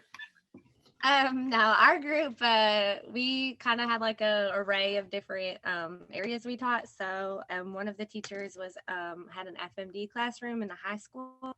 Mhm. So like a lot of strategies, and I am teacher of the visually impaired. So we definitely use a huge different array of specially designed instruction. But one of the main ones was like a lot of modeling and hands-on strategies with our students. Obviously with my vision kids, that's a lot of the way they process a lot of information is tactually. So, and they said like the I do, we do, you do strategy worked a lot. And We love that. That's a lot of like peer tutoring, like having that peer partner. Can you speak to how much repetition and feedback that you are using in your sessions with your kids? As in using these repetition of skills, repetition of practice turns. If they're working on a particular skill, is it important for them to get lots of repetition? Is it important for someone to guide them through that? Yes, very. Well, especially with my kids who have a visual impairment. I mean, repetition and routine is how they learn that and build it into their memory. And that's even for like things like orientation and mobility, just finding the route around the school and everything like that. Repetition is very crucial to their day. And that's one of the, you mentioned two there that are on the top of our list. As we build our list, and we've learned from John O'Connor and from his book with Great Achievement, Great Instruction, it's very important that we have a toolbox. And so as we build our toolbox, and you're in a very specialized, highly technical area, Danielle, and we understand that. And that's kind of why we picked on you a little bit, because what works for those highly technical areas sometimes also works in a more general setting. And so one of those ones that we keep seeing is we believe that the more response you get from kids, the more you get response from kids from a blank slate, the more repetition you get, and the more that you can guide them and give them scaffolds. and help them find the answers and make them successful, give them feedback and create those relationships, what we see is we don't need a lot of PBIS for those kids.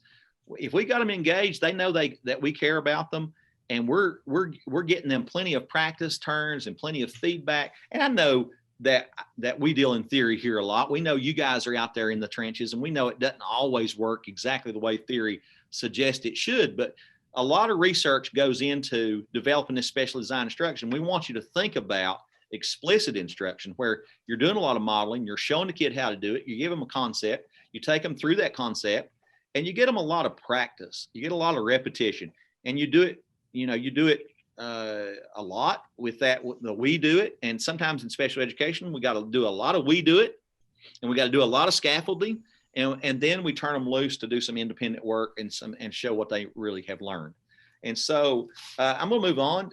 Brenda, would you like to select someone so I don't look like I'm picking on people? No, good. Thank you, Danielle. You're awesome. So it's okay. Yeah, just anybody. Okay.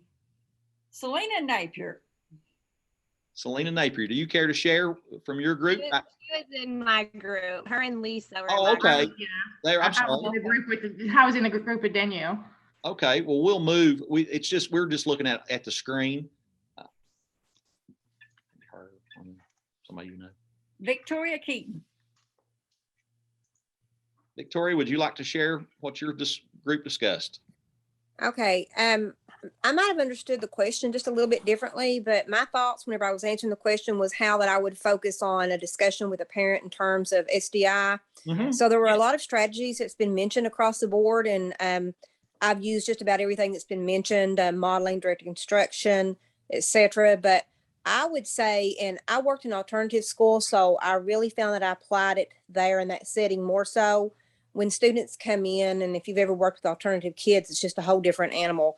Those kids sometimes come in and they're focused on just surviving versus academics. So on a good day, you could do peer work, or the students would have a little bit more autonomy. But on a bad day, you might have to do more modeling or direct instruction. So I would explain this to the parents and just say that I was adaptive in the way that I use my SDI. So again, I may have misunderstood the question.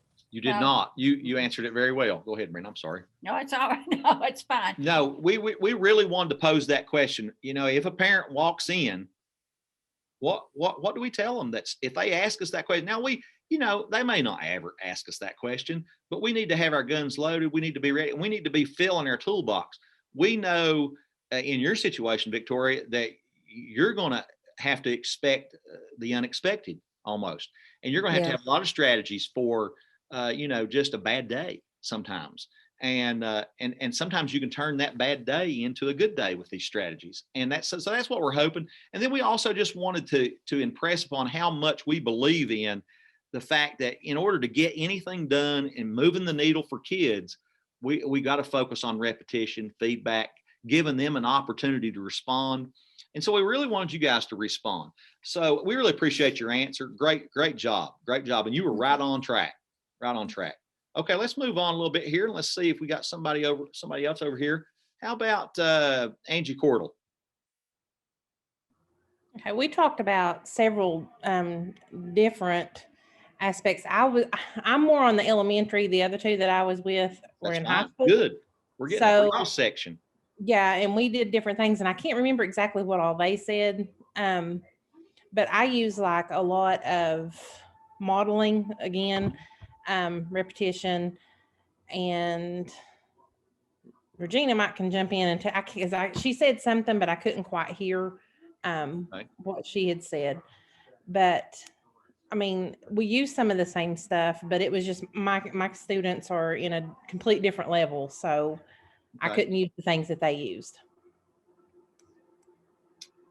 One of the things that we have really been pushing is retrievalpractice.org. It's linked to your resources.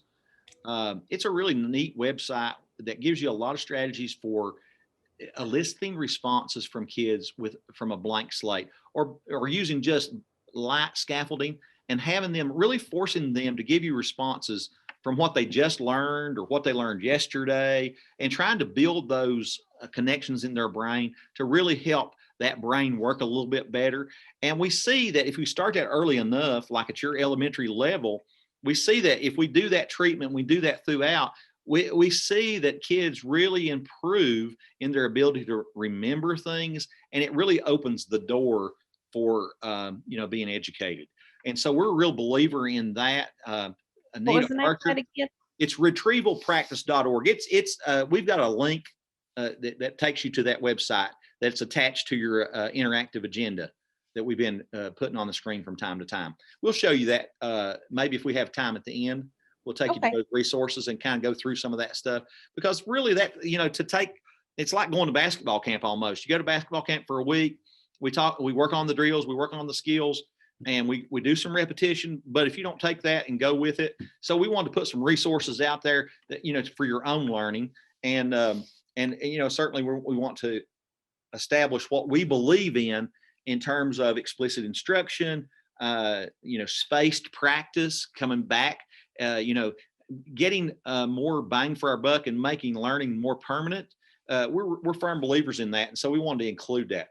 Let's move on. Any volunteers that would like to speak?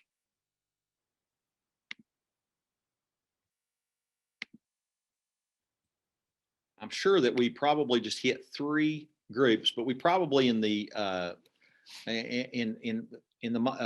moment here, with time being as it is, and we're scheduled to be done at 12, we probably need to move on.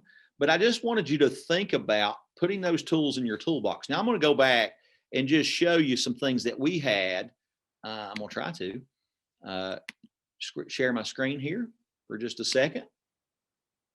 And down here, special design instruction, I really like this activity because I want us to think about, one of the ones that we didn't talk about, maybe if you're working with any kind of subject area, we know that our kids have lots of trouble understanding the vocabulary, especially as it becomes increasingly more difficult. So we talk, and John O'Connor talks a lot about embedded vocabulary strategies or instruction in vocabulary. And, I tell a story lots of times, Brenda gets tired of hearing it. But if you have a presentation, or if you have any kind of content that's a little bit foreign, you got to freely accept that, and you got to front load some of that vocabulary and make sure that we're making connections and get kids to practice that vocabulary. Put them in these small groups, let them tell you what they think that word means, let them write it down. Then let them talk to their neighbor about it. Try to, tie it to something, some prior knowledge that they may have, and try to make those connections for kids. But we really believe in these things. And then that big word on there, metacognition, is simply teaching kids to think or reflect on what they just learned, and then maybe having them write or rewrite after they have a discussion. And then also it goes a little bit deeper than that, organizing their thinking, so that they can really put, and maybe you have to scaffold that for them some. You give them, guided notes or whatever. But, the big rocks, retrieval of information from a blank slate, increased practice turns and feedback, repetition, explicit strategies. Anita Archer is the guru. We also have her website attached to this. And we just wanted to really, we wanted you to think about how we, and if we had a lot of time, we would also show you, as we move through this, resources for SDI. We know special design instruction is what the teacher does.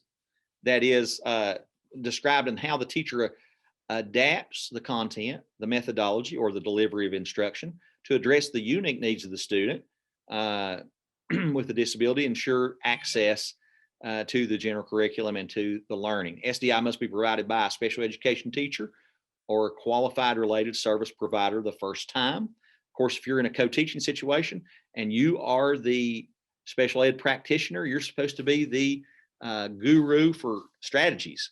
And so you want to develop that, but also you want to learn that content. And part of that is learning that vocabulary. So right here, we have some resource tools for SDI.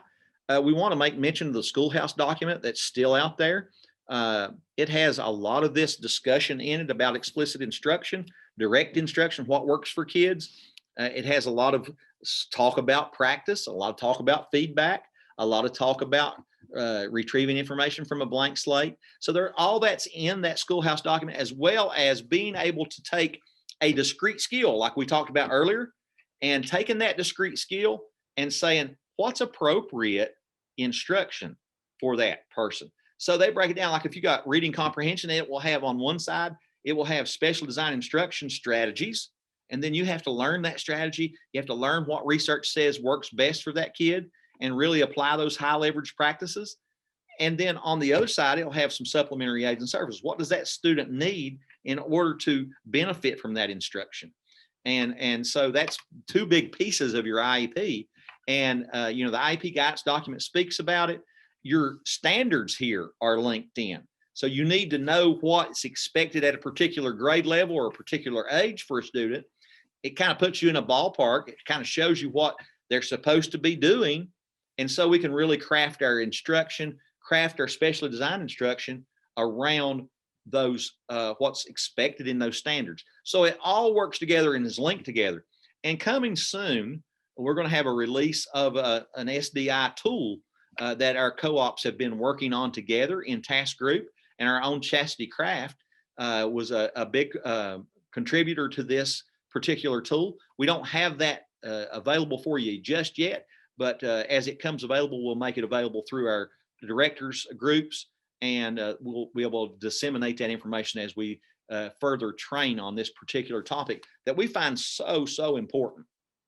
So we've been going for another hour. Let's take till about 11:20, and we'll come back and talk to you about taking these goals and progress monitoring them and what it looks like in Infinite Campus. So we're going to pause for the calls, and we'll be back, and we'll see you back at about 10 or about 11:20. I'm sorry. I'm still on Central Standard Time. Sorry.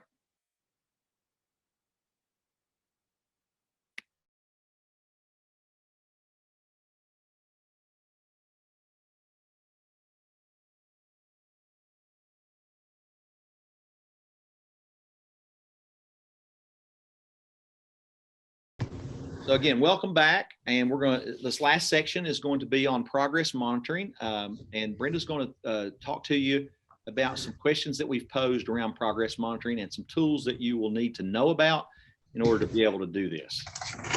Okay, so I don't want to confuse you all, because when I first saw this, it did confuse me a little bit, and I had to study on that a little bit.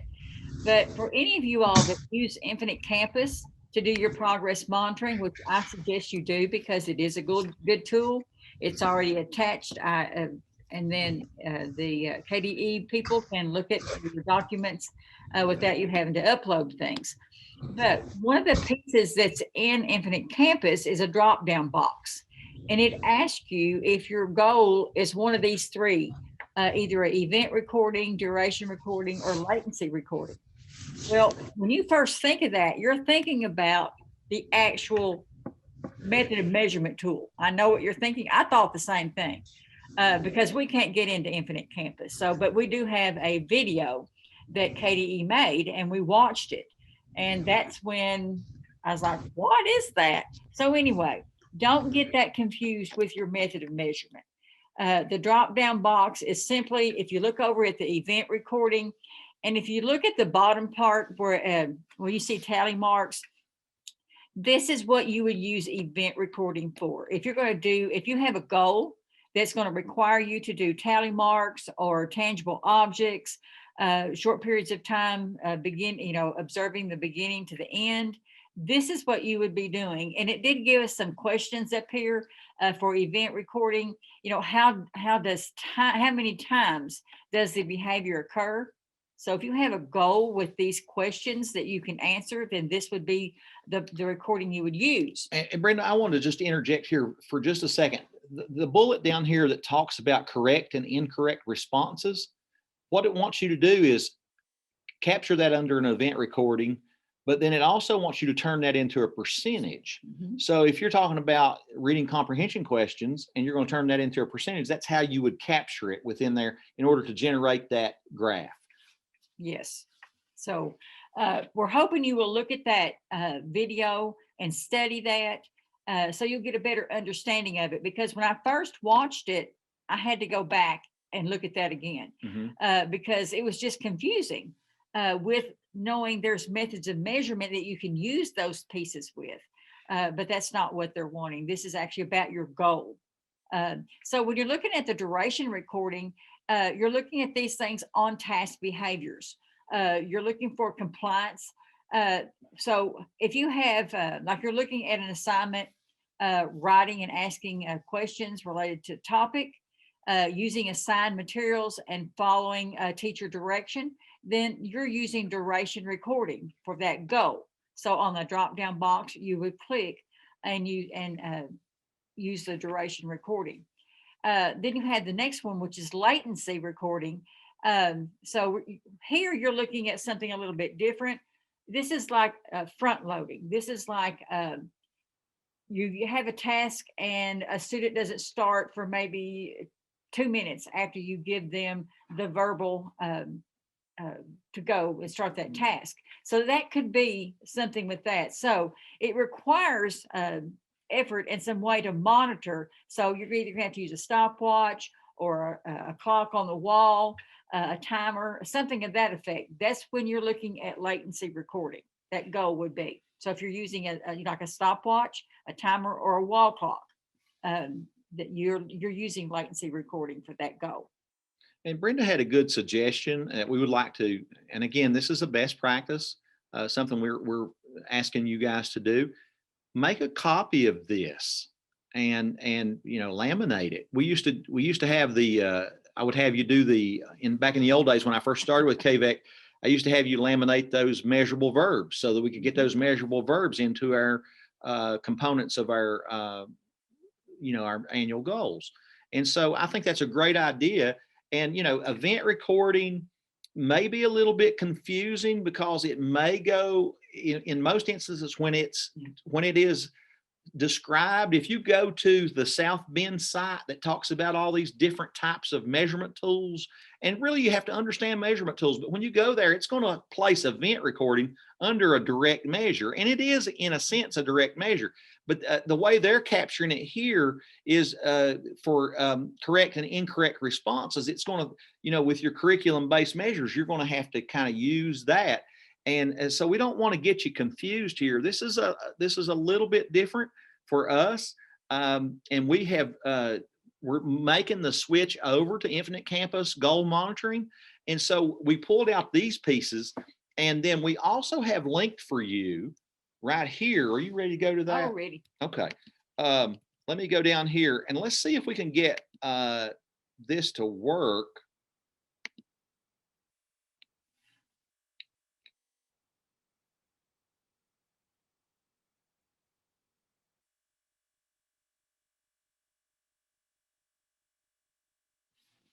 Well,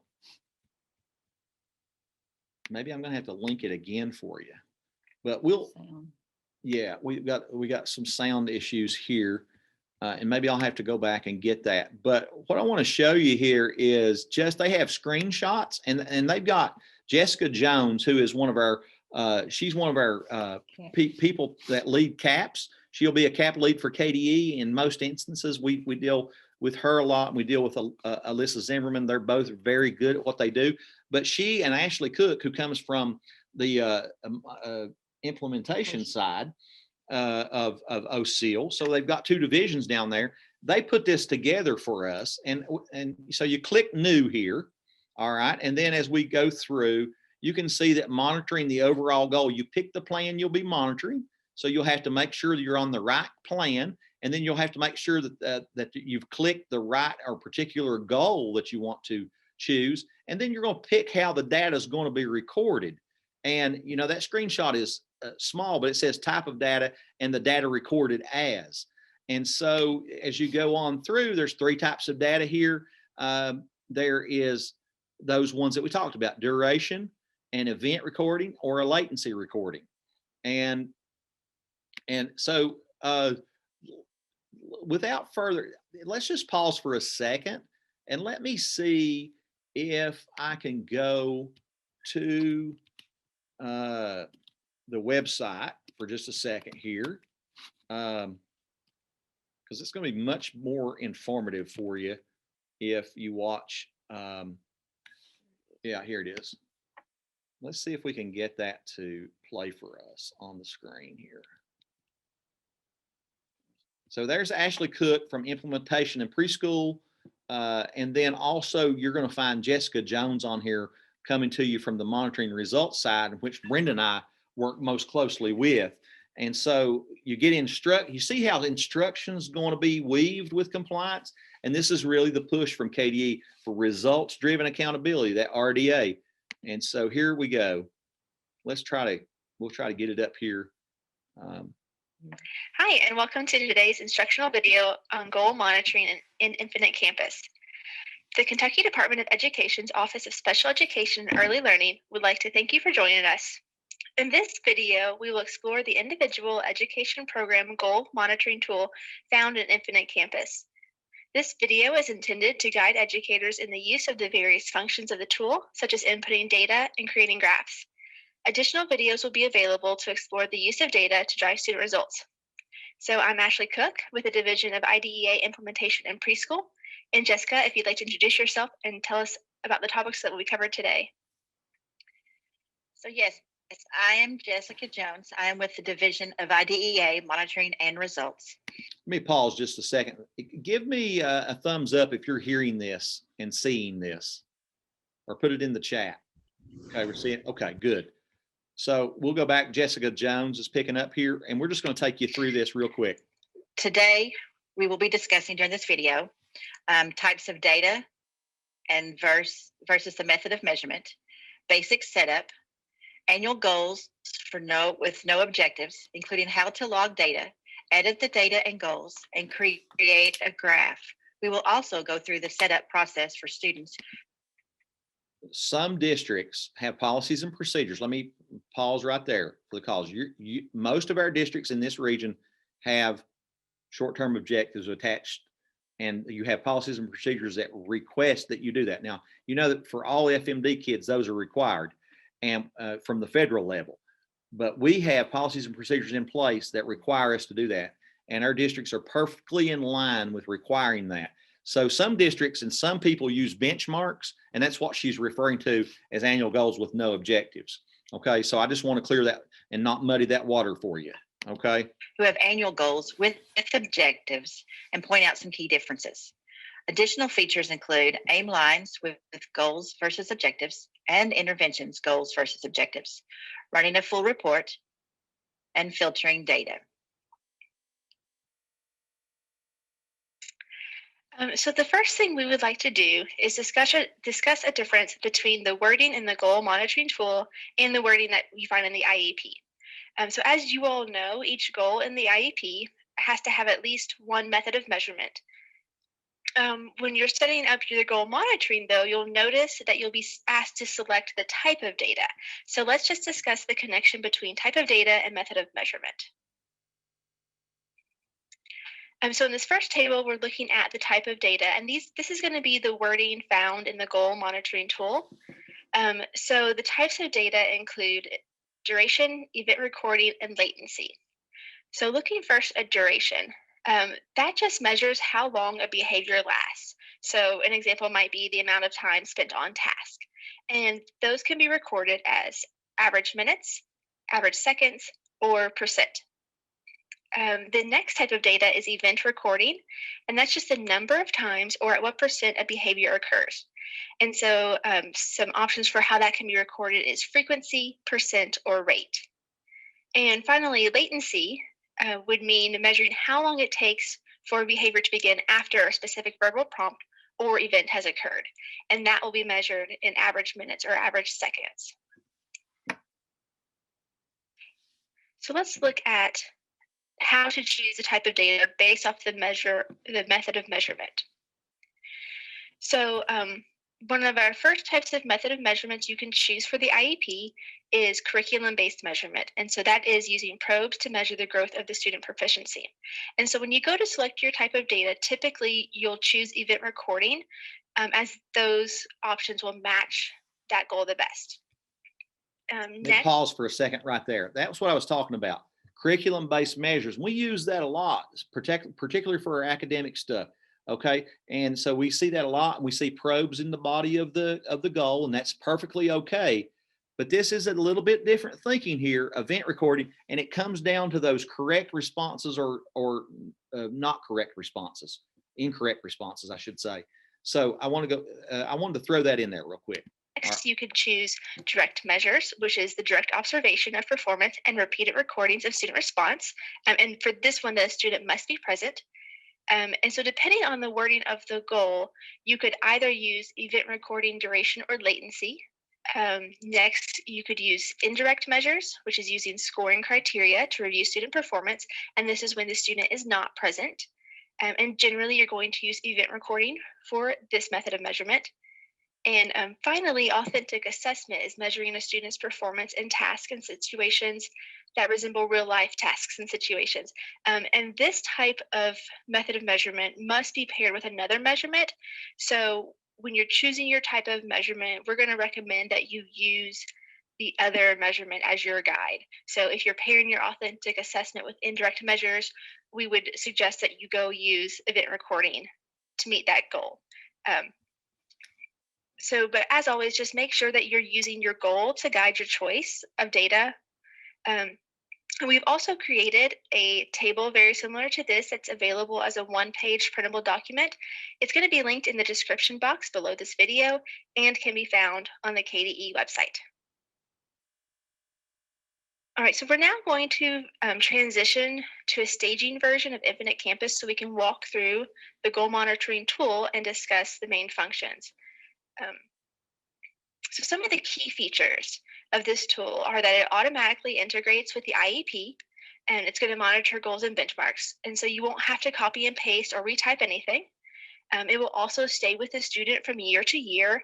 And if the student transfers in state, it will move with them just like the IEP does currently. And finally, it can also be used to create graphs that include trend lines, aim lines, and interventions along with anecdotal notes. And there's a filter tool that can help you find data if you need to go do that. So Jessica, if you'll give me just a second, I'm going to switch over to IC and you can take it away with setting up goals.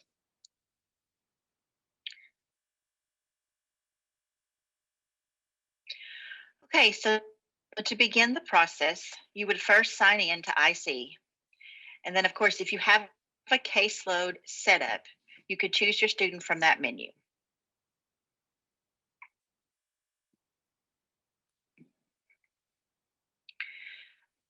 Otherwise, you will search for the student in the search bar and select that student.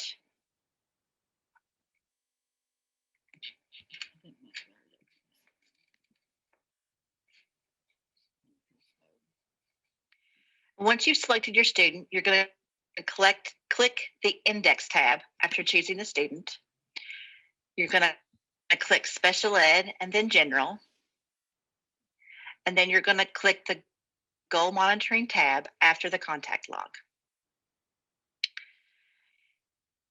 So then you will click New, the new button at the bottom left, and you will choose a plan. Now remember, all locked IEPs will show up in the drop-down menu, but the newest IEP is the default.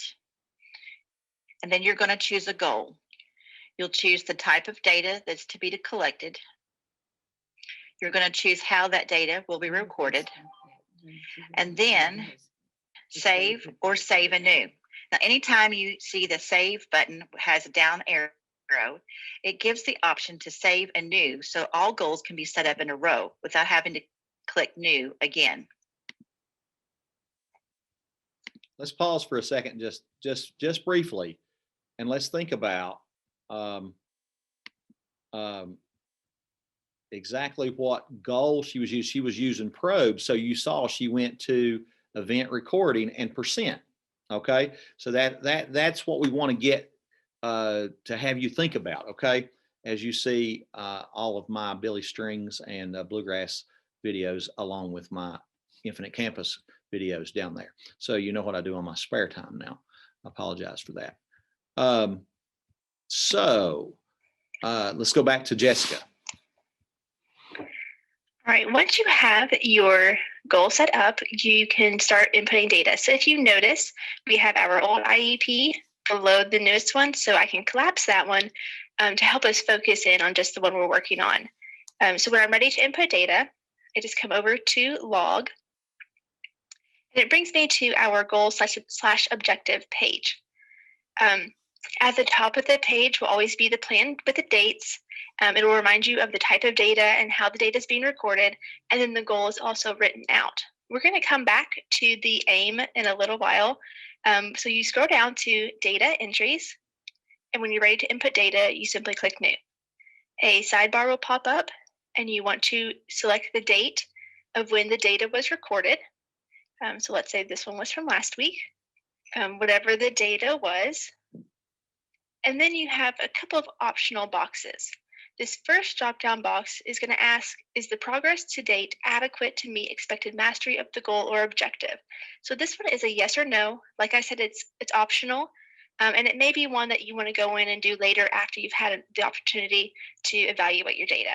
In the comments box, you can include any sort of anecdotal information that may help you keep up with what was happening on this date. So in this example, this is a reading goal.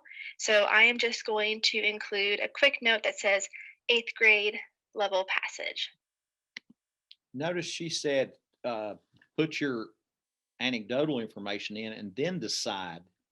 And you look at your data points, you'll look at your graph, and your graph will tell you if you're trending toward meeting that goal. And if you're trending toward meeting that goal and your anecdotal information, your analysis is saying that same thing, then you can safely say, yes, they're going to probably meet the goal. Or you can say no. And then at that point, if you say no, you're going to have to make a change and you're going to have to indicate that. And they're going to talk about that here in just a second. When I'm ready to save, I can click save, or as Jessica said earlier, our down arrow always gives us the option to click save and new. So if you're someone who likes to put in data once a month or every other week, you're able to do that without having to come in and back out. I will tell you that however you put in the data is the order it will be in. So if you want your data to look chronological on here, you would need to put it in that order. So I'm just going to click save for now. And then I can see my data point with my actual data amounts and any comments that I have.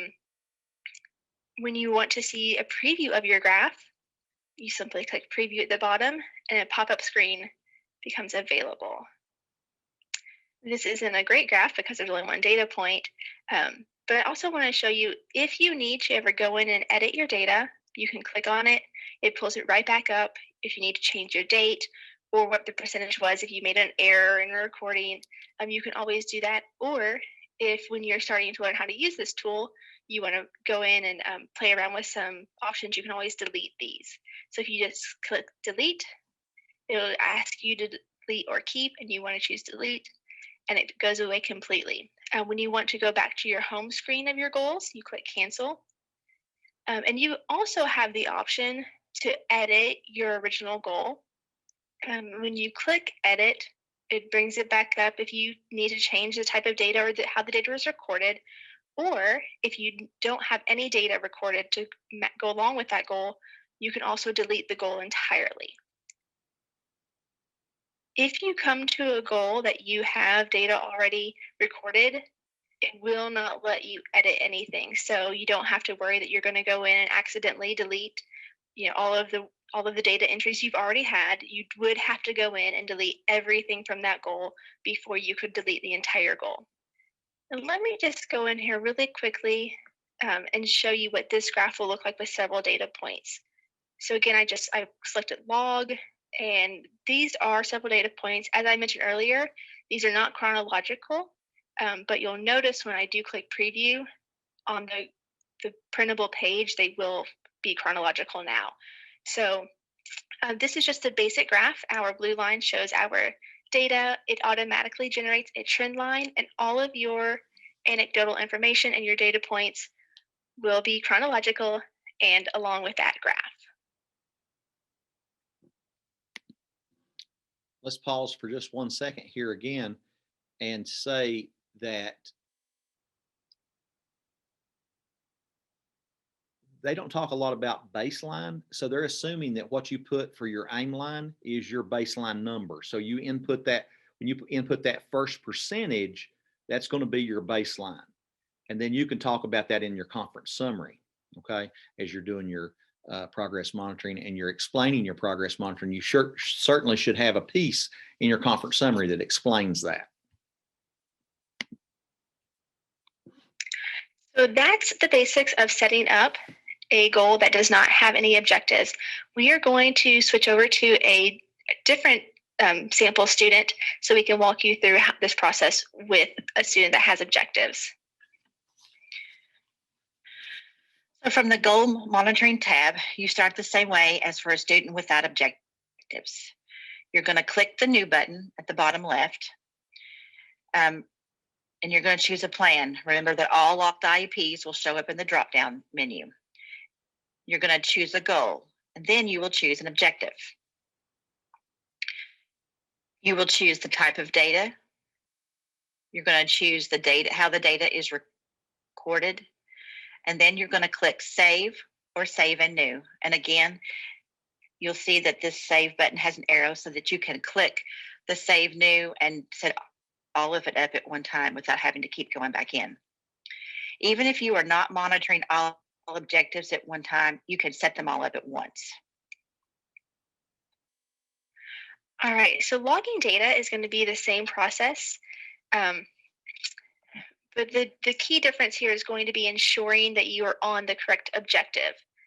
So this student, their goal for identifying their name on index cards has 2 objectives and then the option to record without the objective.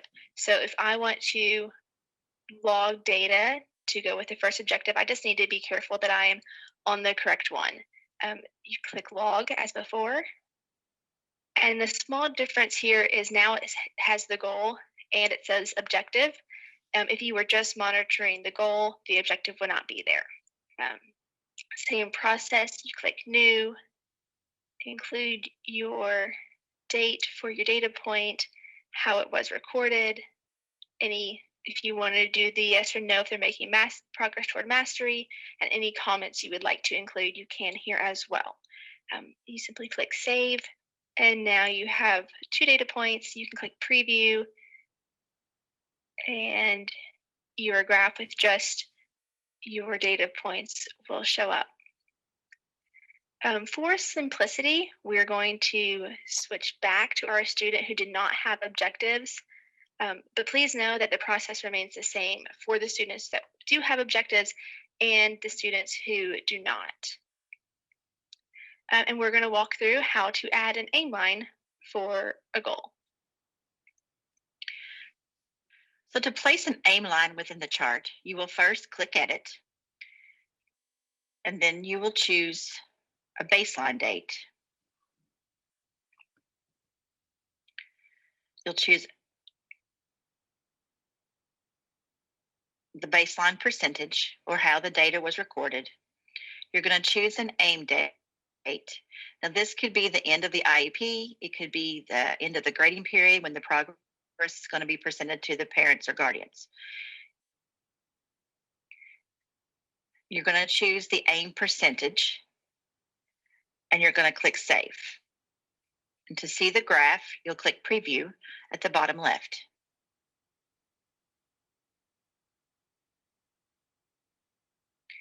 And you'll notice that the blue line is our data points. The yellow line is the trend line. And the green dashed line is the aim line that we just placed into our chart.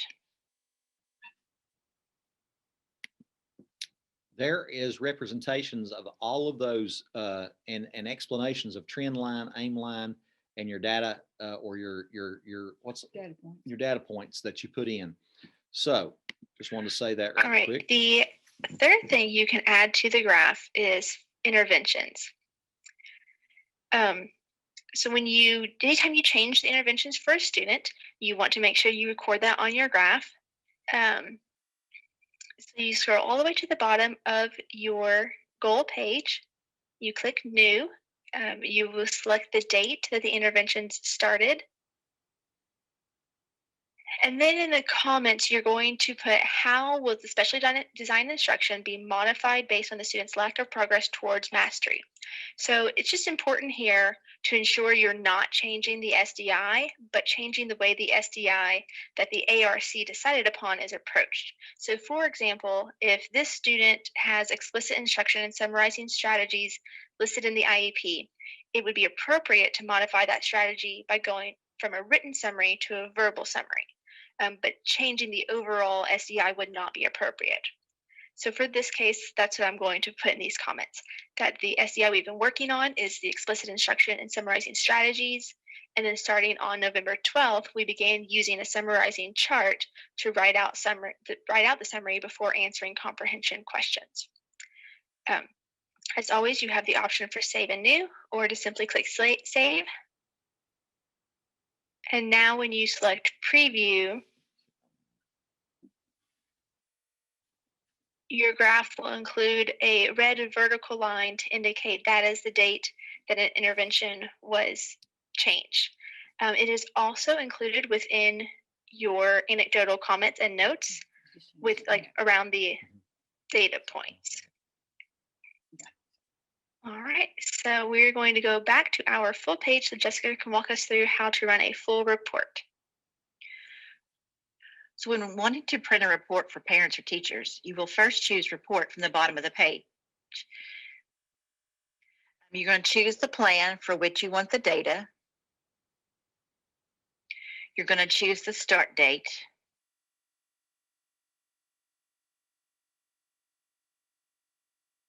You will choose the end date.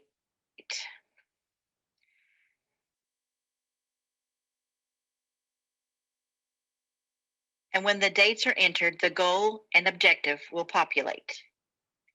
Now, something to remember is depending upon whether there are objectives listed in the IEP and the date which they are being addressed, you could pull the goal and multiple numbers of objectives that are being addressed. You're going to choose the goal and objective that you want to place in the report, or all will appear. If you want your graph to be data only, then you would not mark any of the boxes when setting up the graph report, the trend line, the aim line, or the zoom fit. If you want a trend line and an aim line, then you would mark trend line and aim line. You can just also choose one or the other. You don't have to use both to be placed on the graph. Apply zoom fit will have the graph start at the lowest data point rather than 0.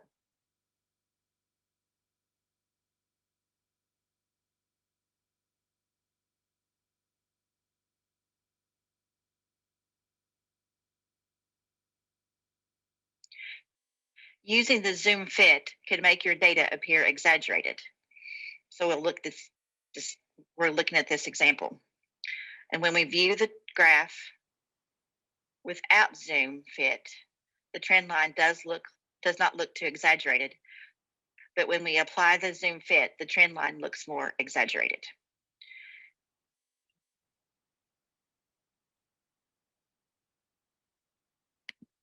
So we'll stop there. We'll go back to our presentation. You've got that linked for you. If you're like me, I had to go back and watch that 2 or 3 times and pick up all that information that's new and think about it and process it. Brenda said, don't use Zoom Fit. She mentioned that. And so we felt like that was the best way for you to see how goals are to be monitored.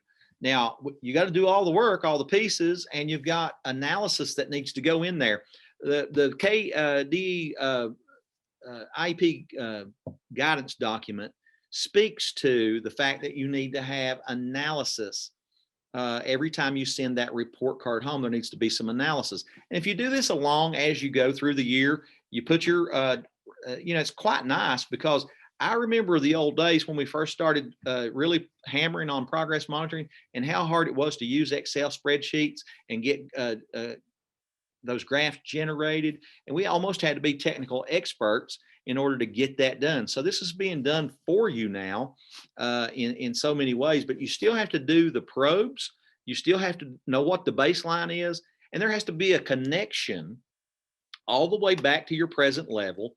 Then that connection needs to show up in your goals with your percentages or your criterion degree, whatever you've chosen. And then how often you're selecting data, that frequency of data collection is going to need to match those dates on the bottom of your graph. And so that all works together with that thread starting with that foundational piece. And we talked a lot about functional and academics. Now we realize that transition and general intelligence is a little different in our present levels. And we do talk about that in our IEP trainings quite a bit. Just know that for general intelligence, when you're talking about that, if a student is not commensurate with an IQ score, you're going to have to do the strengths, the needs, the baseline. But where are you going to get the baseline? You're not going to write a goal for those. But you're going to have to look at adverse effect. And in our IEP coaching tool, I'm going to circle back here just really quickly and see if I can show you real quick. We've been having some problems with our coaching tool, but Brenda did a wonderful job of putting in a crosswalk that really establishes what general intelligence, what verbal comprehension means, what visual spatial problems mean, what the processing speed, what all those mean, and how that relates to SDI. So the takeaway is that you want to always think about when you're talking about general intelligence is that you're going to refer folks back to functional performance, how it impacts that and that baseline, or you're going to refer them back to academic performance and how it impacts that. Or it may impact, their ability to attend to tasks. So it may go back to a baseline that you might find in the health, vision, motor section when you're talking about an OHI kid. So I just wanted to show you, and it's still messed up, but we have a crosswalk here that we've put in that describes the verbal comprehension, describes the visual spatial, the fluid reasoning, the working memory, and all that. And then we have SDI, how you can expect that to impact your academics, how you can expect that to impact your functional, how you can expect that to impact your SDI, and selecting the correct SDI and the supplementary aids and services that are going to attack those areas. But you would need to have strengths. You would look at relative scores. You would look at scores that are, Domains. in the domains. And you would have to say that, they have a strength here in verbal comprehension, but down here in fluid reasoning, they're really having some problems matching, sorting, patterning, completion, and sequencing.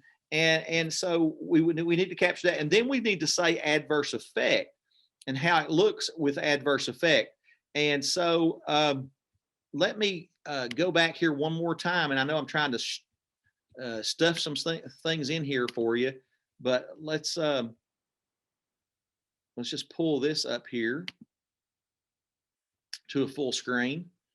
And let's go down and look at general intelligence for for just a second. And then we can see how that is as written in our exemplar. And how you would not progress monitor cognitive, because you're not going to write goals for cognitive, but you would tie that baseline information and that progress monitoring back to academic areas and functional areas. So you can see that we've written that out. You see how we don't have the box checked, the kid's MMD. We got to address it, and we need to address it, and see how it breaks it down. And this is really kind of gleaned from that crosswalk that Brenda worked so hard on. And there's some attachments in that IEP coaching tool. And when you open that in your own Google, you should be able to have that representation that's not jumbled. I don't know what's happening, but we're going to figure that out with our technical folk, and we'll be able to get that fixed in the next offering. But Johnny struggles with working memory and fluid reasoning skills adversely affect reading comprehension, reading multisyllabic words. How many kids do you know at the high school level that have difficulty with multisyllabic words. They're just all over the place. Remembering multi-step directions, rote memorization, organizing, sequencing. That's when we're talking about, this is how the disability impacts. Not that we know that they're behind. We know they're behind. We know they're way behind in some instances. And so, we really got to think through what those things are saying. And we've really tried to put these things at your fingertips. And then, of course, we also have connected here for you folks that are doing transition at the high school level. When you start developing that present level, this is an exemplar example of the things that need to go in under instruction and things that need to go in under an employment. And just backing up to our presentation here for a second, I wanted to get to this last piece. If we'd had time, we were going to have you look at Keisha here, a 7th grader, and we just had some anecdotal information written down. And then we're going to look at Keisha's performance data. And we see that she, because of all the problems that she's having, the things that we know by working with her in the classroom, we know that from our probes that she gets 119 words correct per minute at the 5th grade level, and she correctly decodes 7th grade multisyllabic words at 50% accuracy. So we want to increase that. And then we would ask you to write a goal for that, and that goal would look something like this. When presented with a 5th grade passage, she will read fluently 195 words per minute at that particular grade level, that 5th grade, across 3 consecutive probe sessions measured by a weekly oral reading fluency probe. And, so then we would ask you, what's the appropriate SDI? We would have that discussion, have you all work through that in a small group. Now, the last thing I want to show you, and we're running really thin on time, but I'm going to hold you for just a second over, and I don't like to do that, but maybe I took too many breaks. You see that we have attached here from the guidance document some anecdotal information about how a student's progressing. This just kind of gives you a guide to think about as you're entering your anecdotal information into your goal monitoring in Infinite Campus. And it will help you to frame that information, kind of give you a scaffold, if you will, for entering that information, what to think about. And then down here, we have the video on goal monitoring. That's where I should have gone a minute ago. That's attached for you. The Kentucky Administrative Regulations for Special Education around IEP development is attached for you. It has progress monitoring in it. It's a mandate, not only from the feds, but also from the Kentucky Administrative Regulations. You've got the IEP guidance document, which is voluminous, but it has some great information in it. You've got the writing and reading standards and the math standards to help guide your discussions around, where you're headed with that kid, and in the points of comparison to determine, your adverse effect and how far that student is away from a similar age performance. You also have explicit instruction, that website with Anita Archer. You've got your Bloom's list of measurable verbs. One of the things from Andrew that they told us, you've got to make your goals challenging based on meeting the student where they are. They've got to be challenging. They got to force some rigor. And so in order to do that, you can look at these goals, or you can look at these verbs on Bloom's list, and it works up that continue. Starts with recalling facts all the way to evaluation and synthesis, application. You got all kinds of those, Bloom's taxonomy is increasing. It gets increasingly more difficult in rigor. And so we wanted to list those that way. And then, of course, the Retrieval Practice Strategies website is there for you too, as part of developing your toolbox for specially designed instruction. Brenda, parting words for these folks as they enter into this new school year. Thankfully, looks like we're going to be back in full session in most instances, and we're excited about that. Thank the Lord. Yes. And hopefully we'll get out to your schools and we'll see you face to face. We'll be in face-to-face trainings more than we'll be in virtual sessions, where we can really see your body language. We can feel see your understanding, try to read the room a little bit, know when to take breaks and that kind of thing. It's a little bit hard when you're in a virtual session, but we did the best we could with that.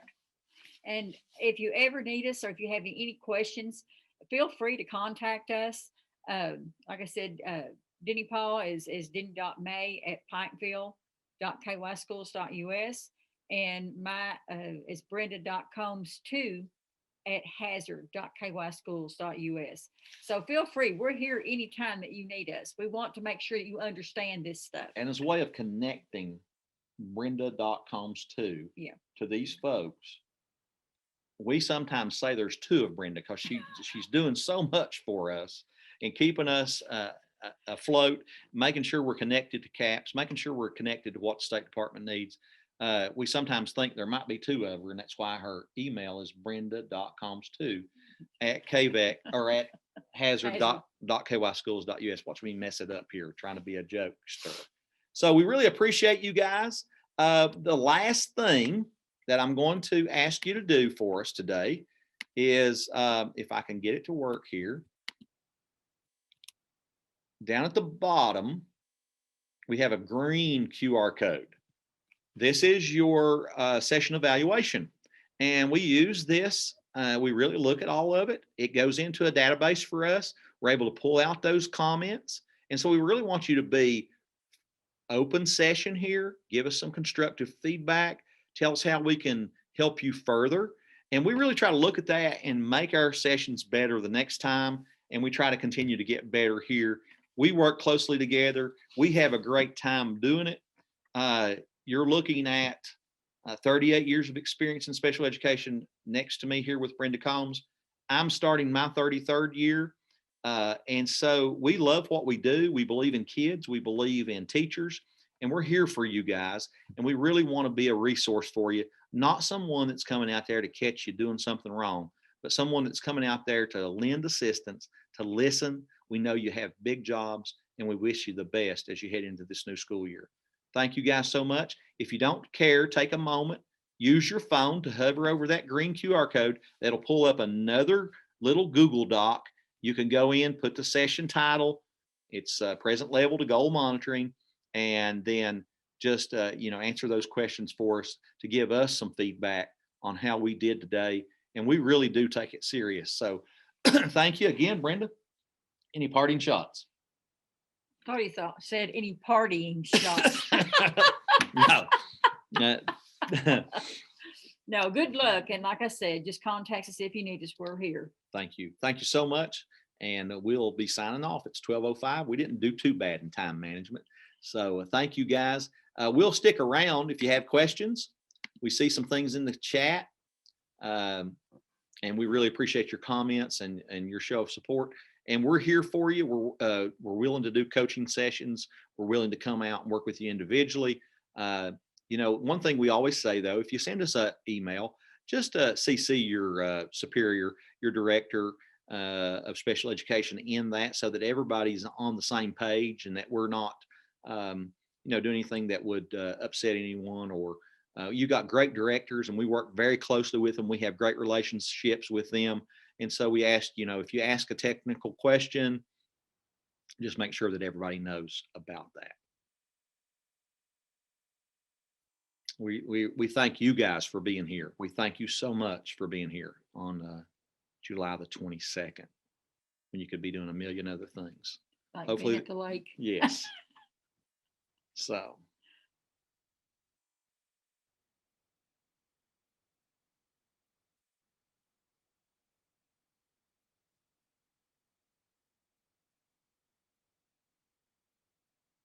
And again, we would just say, use that QR code and open that feedback form. That really helps us. And that, that information goes into KDE as well.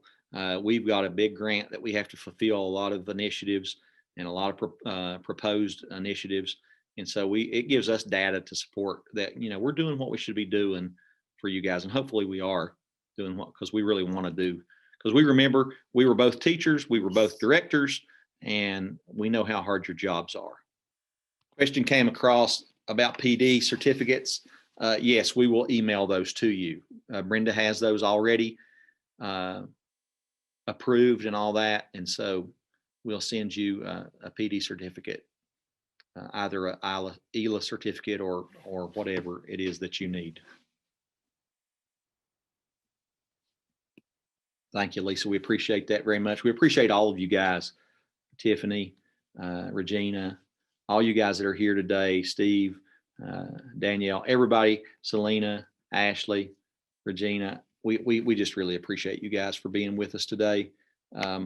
So much. Lisa Minix, some people that are hanging on with us, and we just don't want to leave anybody out. We start naming names, but certainly we are so appreciative of you being here with us today.